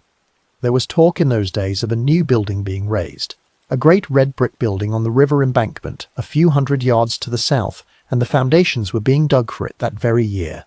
But for now, the work of the force was done in the old building behind Whitehall, and the name of the small street upon which it stood, Great Scotland Yard, had attached itself to the force as a whole, and the force was known by that name throughout the country and throughout the world. The boy from the Central News Agency arrived at the gate of the yard at a little past noon, and he was met by a constable on duty at the door, and he handed over the sealed packet and gave his name and the name of his agency, and the constable wrote both down in the great leather-bound book that lay upon a small wooden table just inside the door. The packet was then taken by an inspector's clerk up a narrow flight of wooden stairs to the first floor, and along a corridor lined with the closed doors of various offices, and through a door at the end of the corridor, into a larger room where 2 sergeants sat at desks beneath a tall window that looked out upon the yard below. The packet was set upon the desk of the senior of the 2 sergeants, and the sergeant looked at the seal, and he saw the printed return address of the Central News Agency upon the back of the larger envelope, and he carried it through another door, and laid it upon the desk of the inspector, to whom the police news of the agency was usually addressed. The inspector, whose name was Roots, took the packet up that afternoon, and he opened it carefully with a paper knife, and he drew out the contents, and he read the covering note from Moore first, and then he read the letter itself. He read it with the careful, slow attention of a man who had read many such things in the course of his work, for the police of the late century, like the agencies of the late century, received a steady stream of letters from strangers, and the letters made all manner of claims, and most of the claims came to nothing. He read the letter through, and then he read it through again, and then he laid it down upon his desk, and he sat back in his chair, and he looked at it. The letter did not impress him on a first reading, as a thing of great seriousness. He had seen letters of this kind before. He had seen the boastful tone before. He had seen the mocking tone before. He had seen the careful theatrical flourishes before, the underlined words, the small jokes, the offer to send a souvenir of the work, the dating from a place that did not exist or could not be checked. He had read confessions from men who could not have been within 100 miles of the place where the killing had been done, and threats from men who had never lifted a hand against anything larger than a pen. He carried the letter through that afternoon to the office of Chief Inspector Donald Swanson, who was the officer charged with the coordinating of all the inquiries into the killings in Whitechapel, and he laid it upon Swanson's desk, and he gave his own opinion, which was that it was most probably a hoax, but that the Chief Inspector should see it for himself. Swanson sat at his desk in his shirt-sleeves with the reports from H Division stacked in 2 tall piles before him, and the small green-shaded lamp at his elbow burning against the grey afternoon light from the window. He was a Scot, a careful and unhurried man with a long red moustache and pale blue eyes that took their time before they settled upon anything, and he was reckoned in the force one of the steadiest investigators of his generation. He read the letter through. He read it through again. He turned the page over, and he turned it back. He looked at the ink against the light, and he held the envelope up to the window, and he looked at the postmark, and he set them both down again upon the desk, and he leaned back in his chair, and he was silent for a long minute.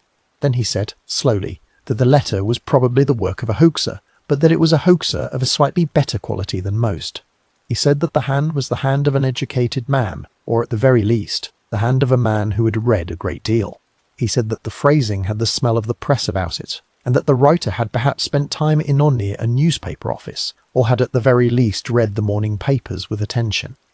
He said that the small detail in the letter, the one detail that touched upon the work, was not, in his view, conclusive. For that detail had been hinted at in one or two of the papers, in oblique terms, and a careful reader might have pieced it together. He said that he did not believe the letter was the writing of the man who had done the killings in the parish, but he said also that the Yard would keep the letter, and would file it, and would take it into account in the building of its case, and would say nothing of it to the press for the time being, for the press in its present state of excitement might make more of the letter than the letter deserved. He set the letter down upon his desk. He rose from his chair, and he walked across the room to the small iron stove that stood in the corner, and he warmed his hands at it for a moment, for the office was cold and the autumn was settling in. He came back to the desk, and he sat down, and he took up his pen, and he wrote a short minute upon a sheet of office paper in his careful Scottish hand, recording the arrival of the letter, the date of its arrival, the source from which it had come, and his own provisional view of its character.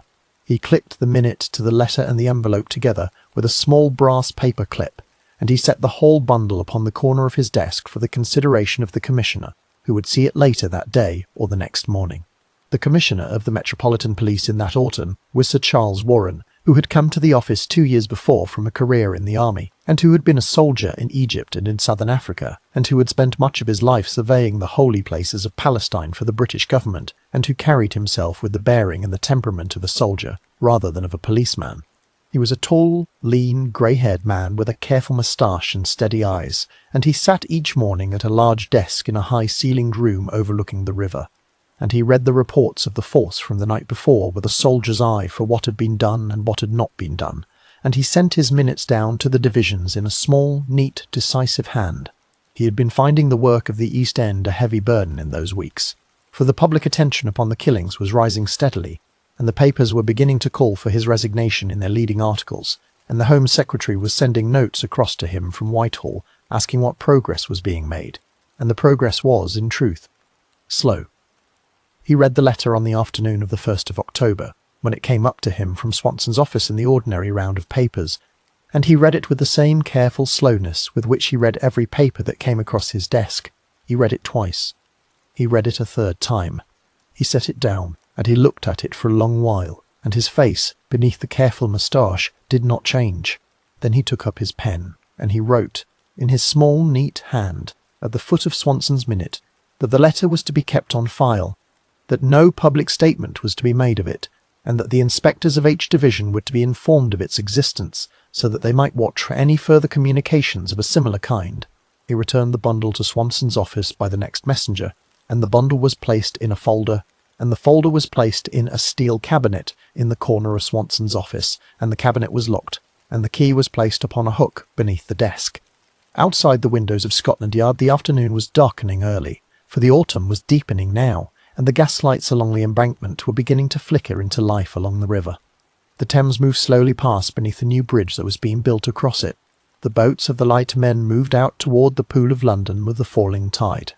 The clerks of the great offices of Whitehall were beginning to fold their papers and to lock their desks for the evening, and the messenger boys were lighting their cycle lamps in the lanes behind the buildings, and the bells of the parish church of St. Margaret's by the Abbey rang the 4 o'clock hour out across the river. In the locked steel cabinet in the corner of the Chief Inspector's office, the letter from the Central News Agency lay folded in its envelope, its sloping hand silent upon the cheap, thin paper, its reddish-brown ink already drying into the fibres of the page, its 2 words at the top of the sheet still legible in the dim light that filtered through the steel. Chapter 8. Saucy Jacky. The morning of the 1st of October dawned upon a city already shaken by the news of the night before. Word had run through the streets of the East End from the small hours onward. Carried by constables on their beats, by porters returning from the river, by milk boys and bakers' lads, who had heard whispers at the back doors of the public houses where the cellarmen were sweeping out the night's spillage. The first papers were on the streets by 6 in the morning, and the boys at the corners of Aldgate and Bishopsgate were calling the headlines in voices that cracked with the chill and the excitement. 2 women. 2 killings. One in the small dark yard beside the International Working Men's Educational Club in Berner Street, the other in the open square of Mitre Square, a quarter of a mile to the west, in the very shadow of the City of London. 2 killings in a single night within an hour of one another, in 2 parishes that lay only minutes apart on foot. The morning papers spoke of it in the largest type the cases could hold, and the readers of the morning papers, in their breakfast rooms and their counting houses and their first-class carriages, read the columns through twice before they set the pages down. The news had reached Fleet Street in the small hours, and the offices of every paper and every agency had been alive through the night with the work of getting the story into print. The reporters had run to the parish before the first lamps had been lit out, and they had stood at the gates of Dutfield's yard in Berner Street with their notebooks open, and they had walked the short cobbled passage that led into the yard, and they had spoken to the steward of the club, a Russian named Diemschutz, who had driven his pony and cart in at 1 in the morning, and had felt the pony shy at something lying in the dark to his left. They had walked the open paving of Mitre Square also, where the gas lamp stood at 3 corners, and where the body of the second woman had been found in the southwest angle of the square at 1:45 by Police Constable Watkins of the City Force on his patient 15-minute beat. They had gathered names, dates, hours, addresses. They had filled their notebooks. They had walked back to Fleet Street through the thinning fog of the early morning, and they had laid their copy upon the desks of the sub-editors, and the sub-editors had passed the copy down the speaking tubes to the compositors, and the type had been set and the presses had run. At the offices of the Central News Agency, the 1st of October was a day of unusual pressure, for the agency had been distributing the news of the double killing to its subscribers since before the dawn, and the boys had been running between New Bridge Street and the offices of the morning papers, with bundle after bundle of fresh bulletins. The men of the editorial room had not been to bed. Moore had come down to his desk at 4 in the morning, when the first news had reached him at his house, and he had stayed at his desk through the rising of the sun, and he had taken his breakfast at the long table from a tray that one of the boys had brought up from the chop house at the corner. The gaslight had been burning all night above the wooden tables, and the air of the room was thick with pipe smoke, and the smell of ink, and the slight sweetness of warm machine oil that rose through the boards from the press floor below. In the late morning, when the first edge of the rush had begun to pass, the chief editor sat at the long table with the sub-editor of the previous morning beside him, and the 2 men spoke quietly together about the letter that lay folded in the steel cabinet at Scotland Yard. They had received word from Bulling, who had walked over to the yard at first light, that the inspectors had not yet made any public statement of the letter, and that Swanson had instructed his men to say nothing of it for the time being. Moore listened to this, and he set down his tea, and he looked at the sub-editor for a long moment, and he said, in a quiet voice, that the writer had said the work would be done very soon, and that it had been done very soon, and that it had been done very soon, and that the matter was no longer as easy to dismiss as it had been 3 days before. The sub-editor did not answer at once. He looked at the gas mantle hissing softly on the wall above the table, and he said only that the post had not yet come in for the morning, and that they would see what the post brought. The post came in at a little after 11, brought up from the front door by one of the boys in the usual bundle, and it was set upon the long table, and the sub-editor on duty that morning, a different man from the one who had opened the post on the 27th, began to work through it. He worked steadily, opening each letter with the bone-handled knife, reading swiftly, spiking most upon the iron point at the corner of the table, setting a few aside for closer attention. He was perhaps a third of the way through the bundle when his hand fell upon something that was not a letter, and he paused, and he turned it over in his fingers, and he held it up to the grey light from the window. It was a postcard.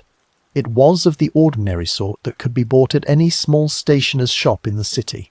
A stiff rectangle of buff card, with one side ruled for an address and a stamp, and the other side blank for a message. The address side bore a printed halfpenny stamp, and the postmark across the stamp read London, E.C., the 1st of October, 1888. The address was written in the same curious sloping hand that the office had seen 4 days earlier, the same loose easy letters leaning slightly to the right, the same practised but not professional grip upon the pen. The address read Central News Office, London City. The hand was unmistakable. The sub-editor felt it in his shoulders before his mind had finished telling him what he was looking at, and he set the postcard down upon the wood of the table and stared at it for a long moment. He turned the postcard over. The message side was filled almost to the edges with writing in the same hand, and in what appeared to be the same reddish-brown ink, though the colour had run a little in places upon the smoother surface of the card, and the writings a little hurried, a little less careful than the writing of the letter had been, as though the writer had stood at a counter and written it quickly and dropped it into the post without sitting down. The message was short. It spoke as though continuing the conversation of 4 days before. It made reference to the killings of the night just past, to the fact that there had been 2 of them, to the closeness of the timing, to the manner in which the work had been interrupted in the first case and completed in the second.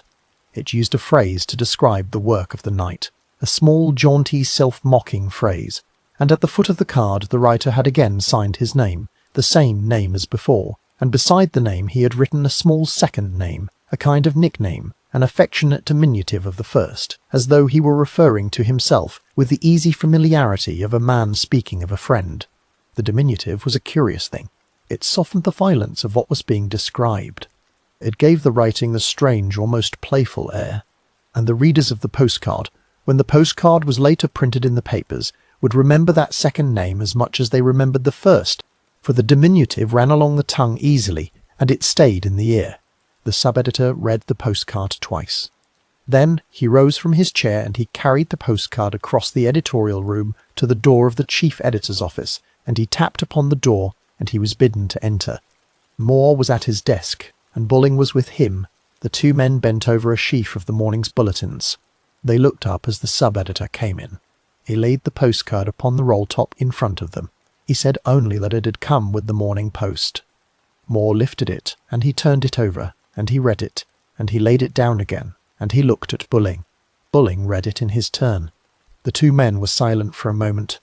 Then Moore said quietly that the writer had known about the double killing, and had known about it in a particular detail that had not yet been printed in any paper, for the postmark upon the card was the 1st of October, and the card had therefore been written and posted within hours of the events of the night before, and the writer had known a thing or two about those events that the public had not yet been told. He said that this changed the matter. He said that whatever doubts had attached to the letter 4 days earlier, the postcard had to be taken seriously, for the postcard could not be the work of a man who had read the morning papers, since the morning papers themselves did not yet carry the small details that the card mentioned. He said that the postcard would go to Scotland Yard at once, as the letter had gone before it, and that this time he would send Bulling with it himself, and that the matter would not be left to a messenger boy. Bulling took up the postcard, and he placed it carefully into a clean envelope with a fresh covering note, and he put on his hat and his coat, and he went down the stairs and out into New Bridge Street, and he walked westward toward the river, and he crossed Blackfriars Bridge, and he made his way through the slow grey traffic of the embankment toward Whitehall. At Scotland Yard he was taken up to the office of Chief Inspector Swanson, and the postcard was laid upon Swanson's desk beside the folder that already held the letter of the 27th, and the 2 writings were laid side by side upon the green leather of the desk, and the 3 men, Swanson and Bulling and the senior inspector who had been called in from the next room, stood over them and looked at them together.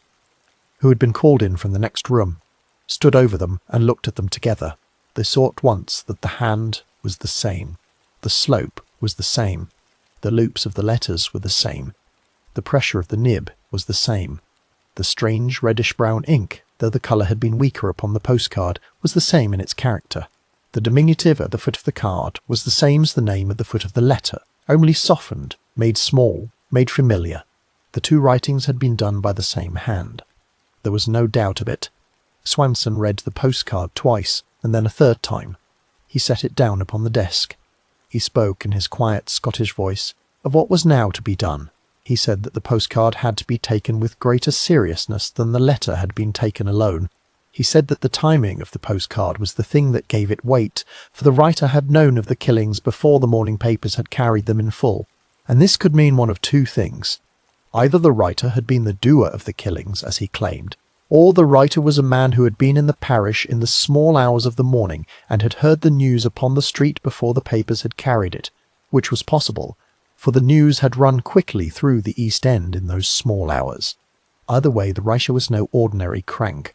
Either he had done what he said he had done, or he was a man who haunted the parish at night and who had a strange and unsettling appetite for placing himself at the centre of the story. Swanson said also that the matter had now passed beyond the keeping of the agency and the keeping of the yard alone. He said that the public would have to be told. He said that the only way to find the man who had written the letter and the postcard was to put the writing of the letter and the postcard before the eyes of the country, in the hope that someone, somewhere, would recognise the hand. He said that he would speak to the Commissioner that very afternoon, and he would speak to him about releasing the texts of the letter and the postcard to the press, and about printing facsimiles of the writing itself upon the pages of the morning papers, so that the public might see for themselves the shape of the letters and the curious slope of the hand, and so that the writer, if he could be recognised, would be recognised. Bulling took his leave then, and he walked back across the river in the late afternoon light, and the gas lamps along the embankment were just beginning to be lit, and the boats upon the river moved slowly with the tide. He carried back with him the news that the yard was minded to release the writings to the press, and that the agency, which had held the letter for 4 days now, was about to find itself at the centre of a story that would run for a long time. He came up the stairs of number 5 New Bridge Street as the gas was being turned up for the evening, and he went into the chief editor's office, and he closed the door behind him, and he told Moore what had been said at the yard, and the two men sat in the dim light of the roll-top desk, and they spoke quietly together of what the next morning would bring. Chapter 9. The Name in Every Window. The Commissioner gave his consent to the release of the writings on the afternoon of the 2nd of October, and the texts of the letter and the postcard, together with carefully made photographic facsimiles of the handwriting, were sent down to Fleet Street that same evening for printing in the morning editions. The work of the engravers and the compositors went on through the night, for a facsimile of handwriting was a tricky thing to reproduce upon a press, and the men of the trade worked carefully with their blocks and their plates and their proofs, until the lines came out clean and the slope of the writing was visible upon the page. The boys ran the proofs up the narrow staircases of the press buildings to the editors' rooms above, and the editors made their corrections in red pencil, and the boys ran the proofs down again, and the presses began to roll at last in the small hours of the 3rd of October. The morning of the 3rd dawned upon a city that did not yet know what had been done in its name through the night, and the first hint of what was coming was carried by the boys at the corners of the great streets, who took their bundles of papers from the carts at 4 in the morning and began to call the headlines into the dark. The headlines were larger than any that had been seen yet upon the killings in the East End, and they ran in heavy black capitals across the top of the front pages of every paper in the country. Within an hour the first papers were being read by candlelight in the kitchens of the lodging-houses, and by gaslight in the breakfast-rooms of the great houses, and by lantern-light in the camp-shelters and the night-chop-houses, where the men of the early shift were taking their tea before the day's work. By 6 the papers were in the railway carriages. By 7 they were in the offices. By 8 they were in every window of every newsagent in the country, and the men and women walking to their day's work stopped at the windows and looked in.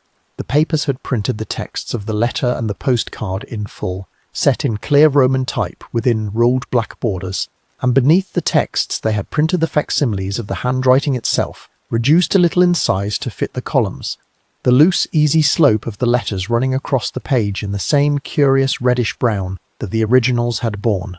The readers read the texts through. They read them through again. They studied the facsimiles. They held the papers up to the light. They looked at the loops of the letters, and the way the writer had crossed his T's, at the way he had dotted his I's, at the way he had begun his capitals. The hand was a hand that any educated man might have, but it was also a hand with certain particular features, certain small habits of the pen, and the readers of the country were now being asked, in effect, to look at every piece of writing that came across their desks and their counters and their Kenton tables, and to compare what they saw with what was printed in the papers. And in the corner of the columns in the body of the texts, in the headlines that ran above them, the name appeared. The name was set in large capital letters in the headlines of some papers, and in smaller capitals in the body of the columns of others, and in the quoted lines of the letter and the postcard it appeared in the writer's own slope, just as it had appeared upon the cheap paper of the original. The name was 2 words. It was easy to say. It was easy to remember. It sat in the columns of the newspapers, as though it had been made to sit there, and the diminutive that had appeared at the foot of the postcard, the softer second name, sat beside it like a little echo. By the close of the 3rd of October, The name had been read aloud in every public house in London, and by the close of the 4th it had been read in the public houses of every town in the country. It was spoken at the corners of streets. It was spoken across counters and shops. It was spoken across pulpits in churches the following Sunday by clergymen who had taken the killings of the East End as the text of their sermons and who could not now preach upon them without using the name that the writer of the letter had given to himself. The papers used it in their headlines all through the following week, and they used it in their leading articles, and they used it in their letters columns, where readers wrote in to offer their theories upon the killings, and the theories were many, and they were various, and they covered every kind of suspect that the imagination of the country could produce. The effect of the name upon the public mind was immediate, and it was strange. It had no precedent in the history of the British press, for the killings of earlier years, when they had been notable, had been spoken of by the names of the victims, or by the names of the streets, or by the names of the men who had at last been arrested and tried for them. The killings of the East End had no arrested man, and they had many victims, and they ran across more than one street and more than one parish, and they had needed a name. The press had searched for a name through September. The papers had used the words, the Whitechapel murderer, and the East End murderer, and the Whitechapel fiend, and the Whitechapel mystery. None of these had taken hold. They were too long. They were too plain. They were too much like the names of cases in a courtroom. But the name in the letter was different. It had the brevity of a popular song, the lift of a music hall act, the easy weight of a name a child might learn before it could read. It fitted, and once it had fitted, it could not be removed. In the streets of Whitechapel the name was spoken with a colder weight than it was spoken anywhere else. The women of the parish, who had been afraid before the letter, were more afraid now, for the letter had given the shape that walked behind them in the small hours. A name, and a name with a face printed beside it in the papers, the face of a sloping hand upon cheap paper, and the face was no easier to live with for being made of ink. The lodging-house keepers spoke the name in their kitchens with a hush that they had not used a week before, and the publicans spoke it across their counters with a small quick glance at the door, and the porters of the Spitalfields market spoke it as they unloaded the wagons in the small hours, and they spoke it as though the speaking of it might call something out of the fog. The constables of H Division spoke it too, and they spoke it more than the others, for it was their work to listen, and the streets were talking of nothing else. The mood of the parish in those first days of October was a mood that the older inhabitants would remember for the rest of their lives. The autumn had deepened. The fog had grown heavier. The lamps were lit earlier each evening, and they went out a little later each morning, and the streets between the lamps were darker than they had been in living memory, for the cold had brought a damp into the air that hung the smoke low. The women of the streets walked in twos and threes where they could, and many did not walk at all in the small hours, but stayed in the lodging-house kitchens through the night, sitting upon the long benches by the iron stoves, drinking pots of black tea, talking softly to one another, listening for the quarter chimes of the bells of Christ Church. The men of the parish walked their wives home from their work in the laundries and the match factories and the small workshops in the upper rooms above the shops. The publicans closed their doors a little earlier than they used to. The children were called in from the courts at dusk, and the doors of the houses were shut a little firmer, and the latches were checked twice.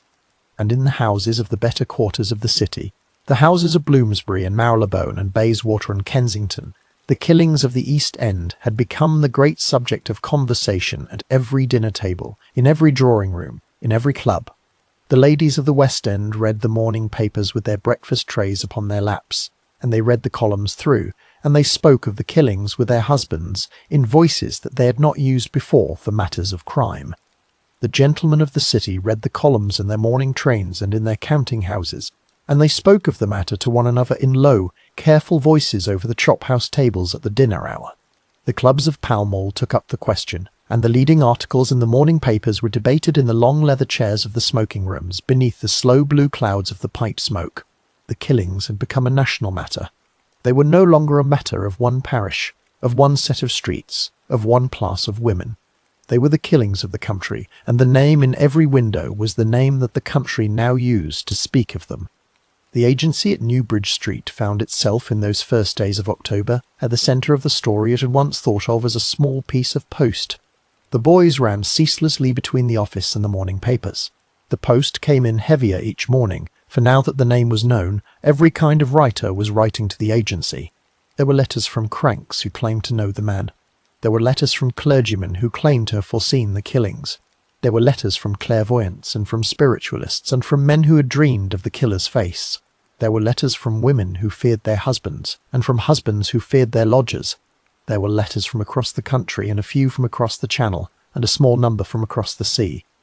And many of them, very many of them, were signed in imitation of the name in the letter, in the same easy slope, with the same small flourish, in the same reddish-brown ink, that the imitators of the country had read the facsimiles in the papers, and they had taken up their pens, and they had begun to write. Chapter 10. The Double Event Beneath the Lamps. The killings of the night of the 30th of September were now read backward through the lens of the letter, and the reading of them, in those first days of October, was a strange and uncomfortable thing, for the writings of the man in New Bridge Street had set a particular frame around the events, and once that frame had been set, the events looked different through it. The papers in their long columns went over the killings again and again in the early days of October, and they laid the writings of the letter beside the timing of the killings, and they laid the postcard beside the manner of the work, and they showed their readers how the writer had boasted of what was coming, and how the writer had described what had been done, and they put before the readers a picture in which the writings and the killings together formed a single piece of work. The boast and the deed bound together on the single piece of work, the boast and the deed bound together on the same week of the oath. The first of the two killings of that night had been done in Berners Street, a narrow turning that ran south from Commercial Road in the parish of St. George in the east, a short walk from Whitechapel proper.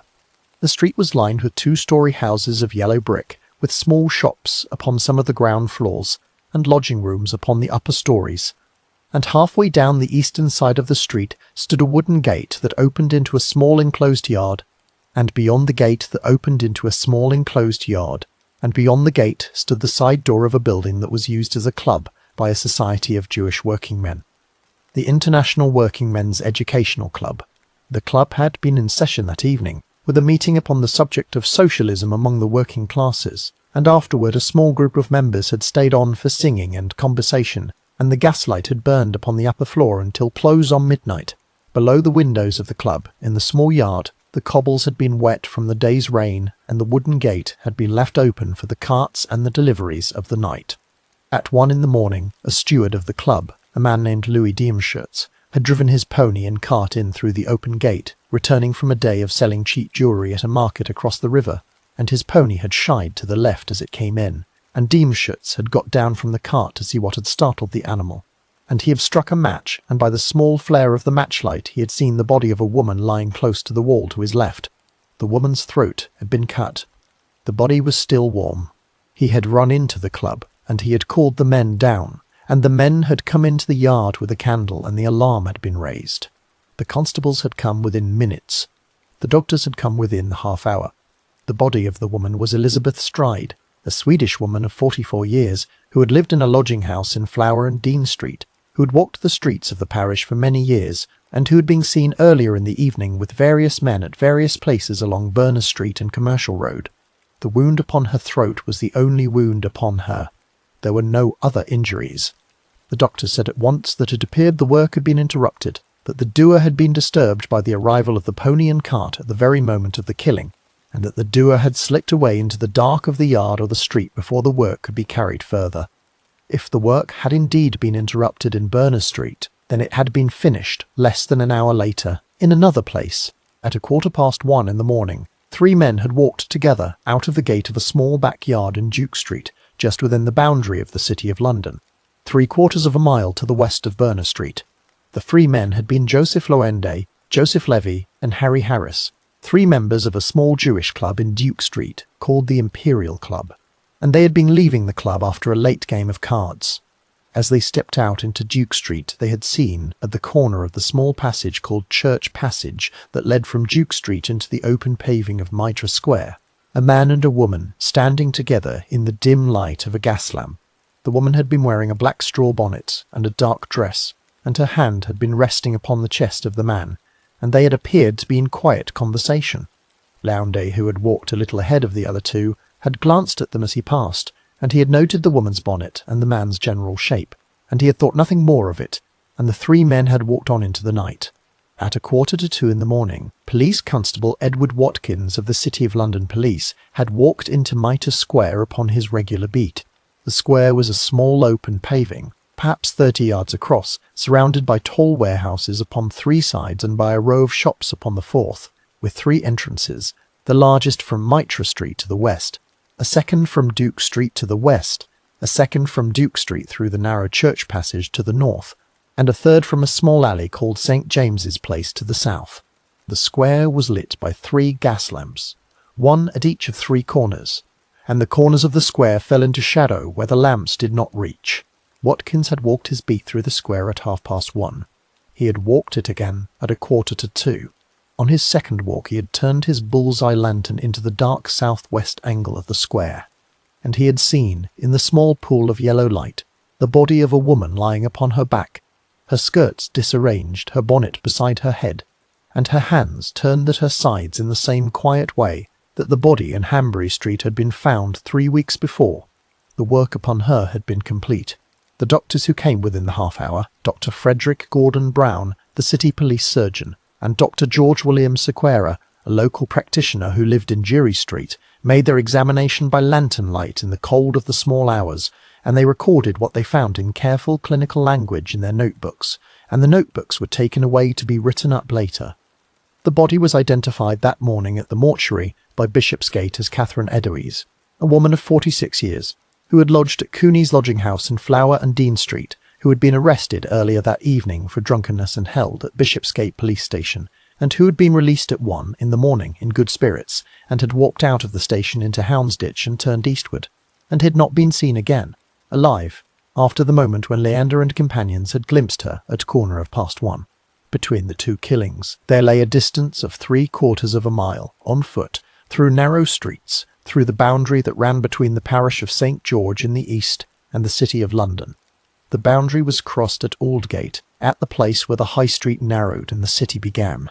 The boundary was important, for it ran between 2 separate police forces, the Metropolitan Police, which kept the parishes of the East End, and the City of London Police, which kept the small square mile of the ancient city, and the 2 forces had separate commanders and separate stations and separate ways of working.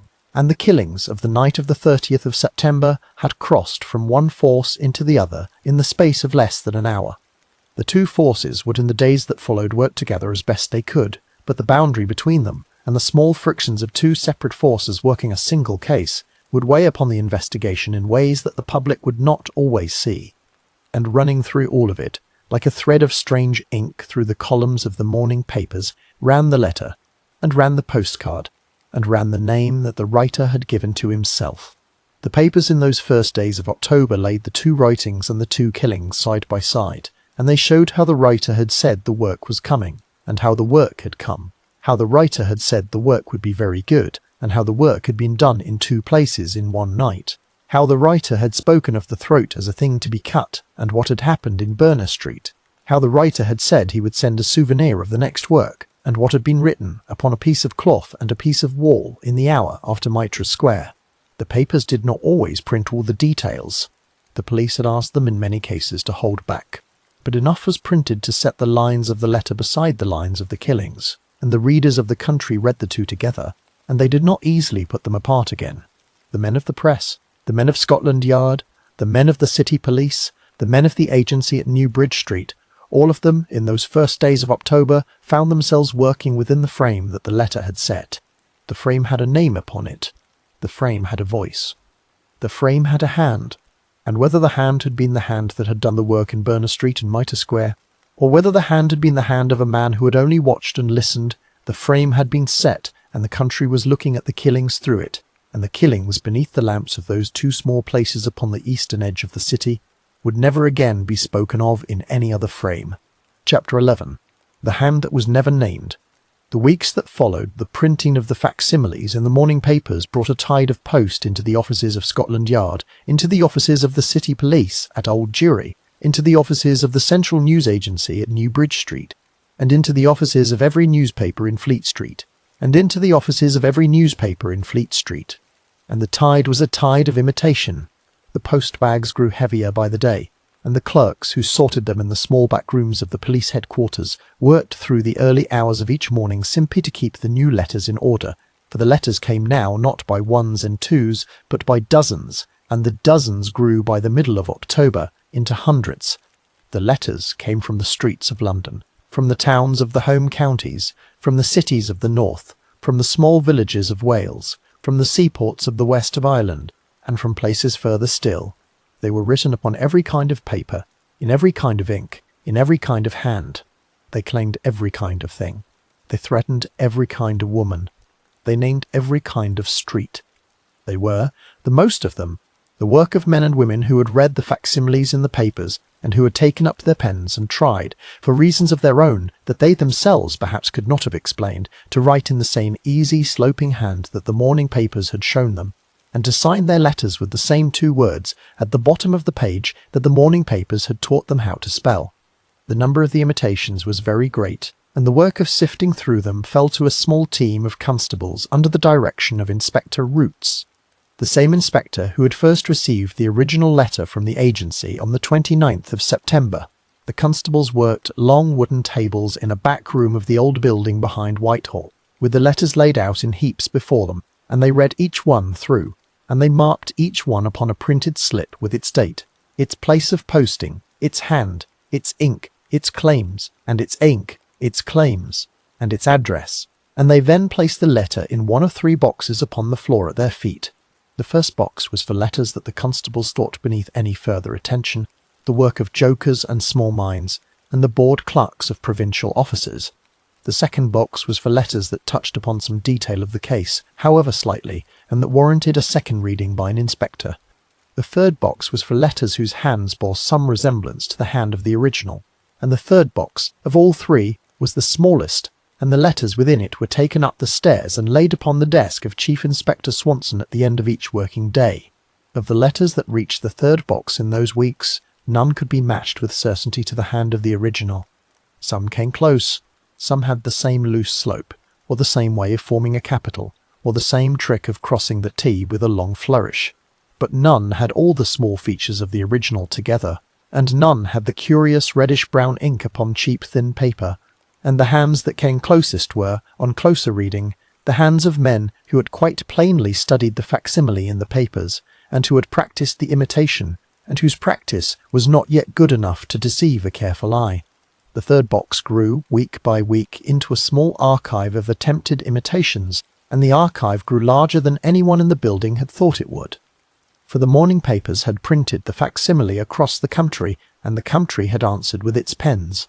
The Commissioner of the Metropolitan Police, Sir Charles Warren, sat at his desk in his high-ceilinged room above the river through those weeks of October, and he read the daily reports from H Division and from the Criminal Investigation Department, and he watched the tide of imitation rise, and he came, by the second week of the month, to a settled view of the matter that he had not held before. He set the view down upon paper on the 10th of October, in a letter to the Home Office at Whitehall, in his small precise hand, and the letter went over to the office of the Permanent Under-Secretary that same afternoon. In the letter, the Commissioner stated that, having considered the original communication of the 27th of September, and having considered the postcard of the 1st of October, and having considered the great number of imitations that had followed upon their publication, he was now of the opinion that the original communications were themselves a hoax, the work of some person or persons unknown to the force, who had wished to make sport of the public alarm. He added that the police would continue to treat the communications as evidence within the case, and would continue to make every inquiry that they might suggest, but that, in his own private view, the writer was not the doer of the killings in the parish. This was the view of the Commissioner. It was a view that would harden into the settled opinion of the senior officers of the force in the months and the years that followed. The Assistant Commissioner in charge of the Criminal Investigation Department, Sir Robert Anderson, had been abroad upon a long leave at the time of the first killings, and he had returned to his desk only in early October, and he had read the letter and the postcard for the first time in the days after the publication of the facsimiles, and he had been of the same view as the Commissioner from his first reading, and his view did not change. Anderson was a man of careful judgment, a barrister by training, a man who had spent much of his life in the work of intelligence in Ireland and in London, and he wrote later, in the memoirs of his life that he set down many years after, that the famous letter had been, in his settled opinion, the work of an enterprising journalist of the London press. The view of the senior officers had a particular shape to it, and the shape pointed in a particular direction. The original letter had been sent not to the police, not to the Home Office, not to a private person, not to a member of the royal household, but to a news agency. The original letter had been sent to a news agency by a man who knew the address of that news agency, who knew the name by which its editor was usually called within the trade, who knew the rhythms of the press well enough to time his communication for the Morning Post, who knew the appetite of the morning papers well enough to write in a style that he must have known would set the columns running. The original letter had used phrases that had the smell of the trade upon them, phrases that any man who had spent time in a press room would have recognized as belonging to a particular kind of journalism. The new sensational journalism of the halfpenny papers, of the evening editions, of the great campaigning sheets that had grown up in the latter years of the century. The original letter had, in other words, been written by a man who knew the press from the inside, and who had written, perhaps, for the press in his time. The Nuri-Steinitz that 1925 within the Orifingmeisen Selvent, and a Pim, the seven in the same hand and addressed in the same way, would arrive at the same office a few days later, dated the 5th of October, speaking of 3 killings to come and using strange phrases drawn from the Old Testament, and that third communication would be handed to the police only as a copy, and the originalists were calmed and Maud Booty, and the journalist, who bended set Bedtime de molds, but body base ease had verbikwadand failments bodies that had put on in carrying the arguing. The senior officers of the force noted these things in their files. They did not, at the time, accuse Bulling of anything. They did not name him in any report that went up to the Home Office, but they noted what they noted, and the noting of it sat in the cabinets of Scotland Yard for the rest of the century and into the next, and the noting did not leave. The Central News Agency itself was an institution of a particular reputation within the trade in those years. It had been founded a generation before by a man named William Saunders, and it had grown into one of the 2 great agencies of the London press, the other being Reuters. It served the morning papers and the evening papers with bulletins from the law courts, from the police courts, from the political offices, from the inquests, from the public meetings, and from the small dramas of the city's daily life. It was a busy office, and an enterprising office, and it had been known, more than once over the years, to print bulletins that other agencies would not have printed, and to print them faster than other agencies would have managed, and there had been small whispers within the trade, from time to time, that the Central News was perhaps a little too ready to print, and perhaps a little too quick to find a story where another agency might have waited for the story to confirm itself. The whispers had never grown into anything substantial. The agency had carried on its business, and its bulletins had been read, and its boys had run between Newbridge Street and Fleet Street in the small hours of every morning. But the whispers were there, in the corners of the trade, and they did not go away.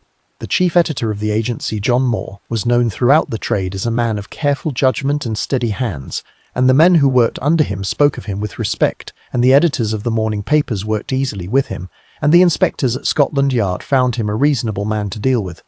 But beneath him in the office worked men of a different and harder kind, men who had come up through the rougher schools of the trade, who had spent their apprenticeships in the press rooms of provincial papers and in the small offices of penny weeklies and halfpenny dreadfuls, who had learned their craft in places where the line between a story confirmed and a story imagined was a line that had sometimes been crossed, and who had, in some cases, crossed it themselves.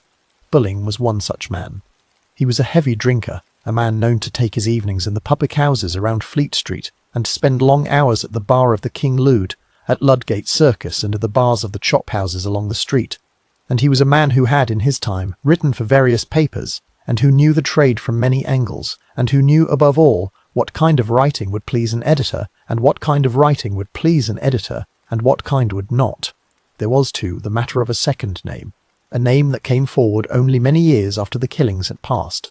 The name of a journalist who had worked in the year of the killings for an evening paper called The Star, a halfpenny paper that had only just been founded that year, and that was edited by a young Irishman of fiery temper named Thomas Power O'Connor, and that had quickly built a large circulation among the working men of the city by printing the news of the East End killings in bold type and in large columns.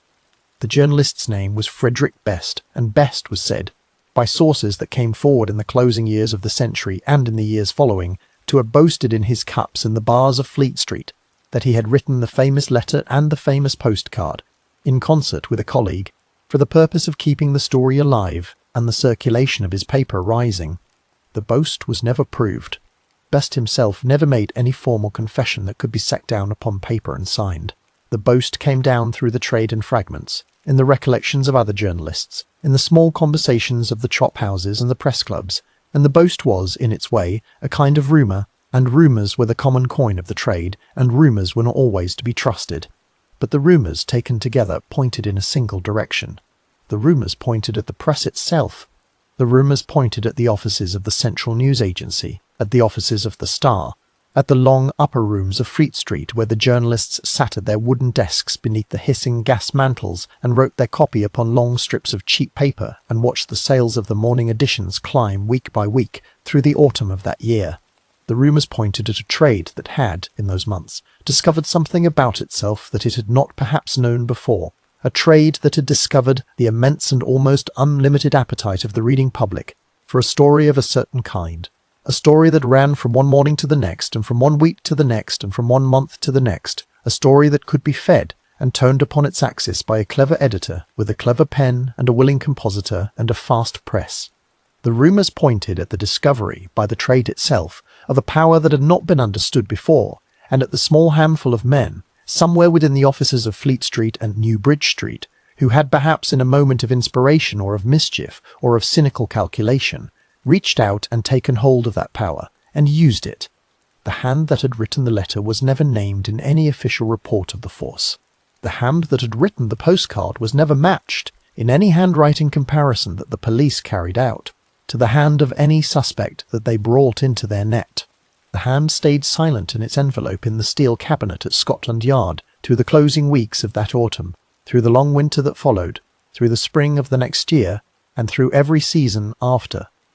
The men who had read the letter knew what they thought of it, and they wrote what they thought into their reports and their memoirs and their private letters to old colleagues, and the writing of their thoughts came down through the years as a long quiet conversation among the men of the trade and the men of the force, a conversation that never quite reached an answer, a conversation that never quite crossed an answer, a conversation that never quite closed, a conversation that went on in the back rooms of the clubs of Fleet Street and the smoking rooms of the police, messes, while the gas burned low up the Dwok. Chapter 12. The letter that outlived them all. The autumn of 1888 deepened toward its close, and the parish of Whitechapel went on in its slow and exhausted vigil, and the bells of Christ Church rang the quarter hours over a parish that had grown used, by now, to listening for them. The killings did not end with the double event of the 30th of September. The work that the parish had feared came once more, in the small dark hours of a November morning, in a court called Miller's Court off Dorset Street, where a young woman named Mary Jane Kelly lay in a small first-floor room behind a wooden partition, and the work that was done there was worse than anything that had been done before, and the parish woke that morning to a horror that it had not yet imagined possible. And then, after that morning, the killings stopped. They stopped as quietly as they had begun. The man who had walked the small hours of the eastern parishes, whoever he had been, walked on into a silence from which he did not return, and the silence settled over the parish through the winter, and through the spring that followed, and through the spring that followed, and through every season after, and the silence did not break, and the man was never found. The files at Scotland Yard remained open for many years, for the force was not in the habit of closing such a case while a single inspector who had worked upon it still drew breath, but the inspectors retired one by one, and the files were moved from cabinet to cabinet within the old building behind Whitehall, and the new red brick headquarters upon the embankment was built and opened, and the files were moved again, and the years passed, and the men who had read the letter at its first arrival grew old, and they wrote their memoirs in the closing years of their lives. And that then this bench bad the names were better to call the deed high. The commissioner of those days had said as much in his notes to the Home Office on the 10th of October of the year of the killings. The assistant commissioner of the Criminal Investigation Department said as much in the memoirs that he published in the closing years of his life. A detective chief inspector named John George Littlechild, who had been at the head of special branch in those years, said as much in a letter that he wrote in the year 1913 to a journalist who had asked him for his recollections, and in that letter Littlechild gave a name, and the name was Thomas Bulling, of the Central News Agency, and beside that name he wrote that the chief of the agency had perhaps been the inventor, and the letter said that the whole thing had been, in the phrase that Little Child used, a smart piece of journalistic work. The letter from Little Child lay among private papers for many years, and was not found until the closing decades of the next century, and when at last it was found it was read by every student of the case, and the name within it became a name that every student of the case knew. The original letter and the original postcard themselves passed through their own strange journey in the years that followed. They lay in the files of Scotland Yard for a time, and then, at some point in the early decades of the new century, they were no longer in the files, and no one in the building seemed to know where they had gone. They had been taken, it seemed, by someone connected with the investigation, kept perhaps as a memento, kept perhaps as a curiosity. The letter was seen in the year 1950 at the home of a grandson of one of the senior officers of the original investigation. After that, the letter disappeared once more. And then, in the month of November, in the year 1987, a brown envelope was posted from a town just south of London called Croydon, and the envelope arrived at the offices of the Metropolitan Police, and within the envelope, folded carefully along the same two folds that had been made nearly a century before, lay the original letter, in its sloping hand, in its reddish-brown ink, upon its cheap, thin paper. The sender of the envelope did not give his name. The letter was kept by the force and was studied. It was placed in time within the great public archive of the country, at a place called Kew on the western edge of London, in a file numbered MPO 3153, where it rests today. The streets where the women died have changed, some of them very much, and some of them very little. The narrow turning of Bucks Row, where Mary Ann Nichols was found in the gateway of the stable yard on the last day of August, was renamed within a few years of the killings, for the parish wished to distance itself from what had happened there, and it is now called Durwood Street, and the school whose blank walls stood beside the gateway is gone, and the small terraced cottages along the street are gone, and the gateway itself is no longer there, and the gateway itself is no longer there, and the cobbles of the old street have been covered with the dark asphalt road. The yard at the back of number 29 Hanbury Street, where Annie Chapman was found in the corner against the wooden fence on the morning of the 8th of September, is also gone. The house itself was pulled down in the middle years of the 20th century to make way for the building of a brewery, and the brewery has since closed, and a new office block stands upon the site, and the yard is no longer a yard, and the wooden fence is no longer the yard, and the wooden fence is no longer there, and the steps are no longer there, and the corner where Annie Chapman lay is now the inside of a building, and no plaque marks the place. Berners Street, where Elizabeth Stride was found in the small yard beside the Working Men's Club on the night of the 30th of September, has also been renamed. It is called Henrique Street now, after a man who founded a settlement house in the parish in the years after the killings, and the club itself is no longer there, and the small yard is no longer there, and the cobbles have been replaced, and the buildings along the street are mostly newer than they were in the year of the killings, though one or two of the older yellow brick houses still stand, and they lean a little toward one another in the same way they leaned then, and the bells of the parish still ring the quarter hours over the rooftops, though they are different bells, and the parish itself is the parish. Mitre Square, where Catherine Edwards was found in the southwest angle of the open paving in the small hours of the same morning, still stands, for it lies within the boundary of the City of London, and the City of London has guarded its small squares with great care through the centuries. The buildings around the square have changed, and most of the warehouses that stood there in the year of the killings are gone, and tall office blocks of glass and steel now look down upon the paving from three of its sides. But the open square itself is still there, and the place where the body lay can still be walked, and a small plaque upon a wall nearby tells the visitor what once happened there.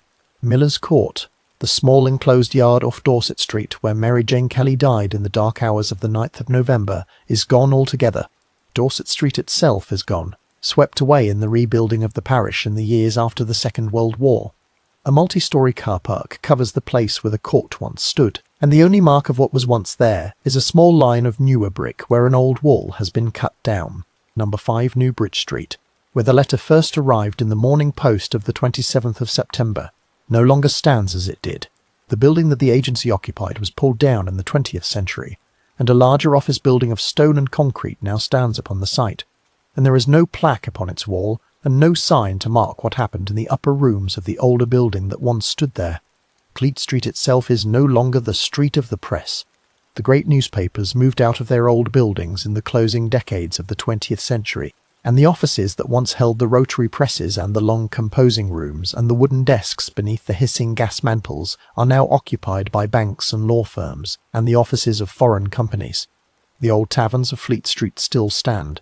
Some of them, the Cheshire Cheese and the Old Bell and the Punch and the Tipperary, and a few old men of the trade still come to drink in them and to remember the years when the street worked through the night. But the presses are silent. The compositors are gone. The boys no longer run with proofs along the pavements at 3 in the morning. The street sleeps now, where once it did not sleep at all, and the file at Kew rests in its acid-free folder, in its dark steel cabinet, in a room kept cool and dry against the slow passage of time. The letter still bears the same 2 words at the top of the page in the same easy sloping hand. The reddish-brown ink has dried and faded a little into the cheek-thin paper, but the words are still legible, and the name at the bottom of the page is still legible, and the hand that wrote them is still, after all these years, unknown. A researcher who comes to the archive may ask to see the file, and may sit at the long polished table in the reading room, and turn the pages with care, and may read the letter through, and may set it down again, and may know no more in the end than the men of Scotland Yard knew on the day they first received it. The women who died in the autumn of that year were 5, and history has remembered their names, and the names should be spoken now, softly, here at the close. Mary Ann Nichols, who lodged in Flower and Dean Street, and who was 43 years of age, and who was found in the gateway in Bucks Row on the last day of August. Annie Chapman, who lodged in Dorset Street, and who was 47 years of age, and who was found in the small backyard of number 29 Hanbury Street on the morning of the 8th of September. Elizabeth Stride, who came from a small village near Gothenburg in Sweden, and who was 44 years of age, and who was found in the yard beside the Working Men's Club in Berner Street on the morning of the 30th of September. Catherine Edoes, who lodged in Flower and Dean Street, and who was 46 years of age, and who was found in the south-west angle of Mitre Square in the same dark hour. And Mary Jane Kelly, who lodged in the small first-floor room in Miller's Court, and who was perhaps 25 years of age, and whose body was found in that room on the morning of the 9th of November. They were women who had known hardship, and who had walked the streets of the parish in the small hours, because there was nowhere else to walk and nothing else to do, and they had lived before they were lost, and they had lived before they were lost, and they had names, and the names are theirs, and the names are spoken now in the quiet. The letter outlived them. It outlived the parish that they walked. It outlived the men who first read it in the upper rooms above Newbridge Street, and the inspectors who first received it across the river at Scotland Yard, and the commissioner who first decided it was a hoax, and the editors who first printed the facsimile in the morning papers, and the journalists who perhaps wrote it, and the compositors who set its words in lead, and the lamplighters who lit the streets through which the boys carried it from one office to another. It outlived them all. It rests now in its folder in its archive, in the silence of the long shelves, and the name upon it, that 2-word name written in a careful sloping hand by a man who has never been named in any official record of the case, has outlived everything it touched. The dead lie quiet in their parishes. The fog has lifted from the rooftops of the city.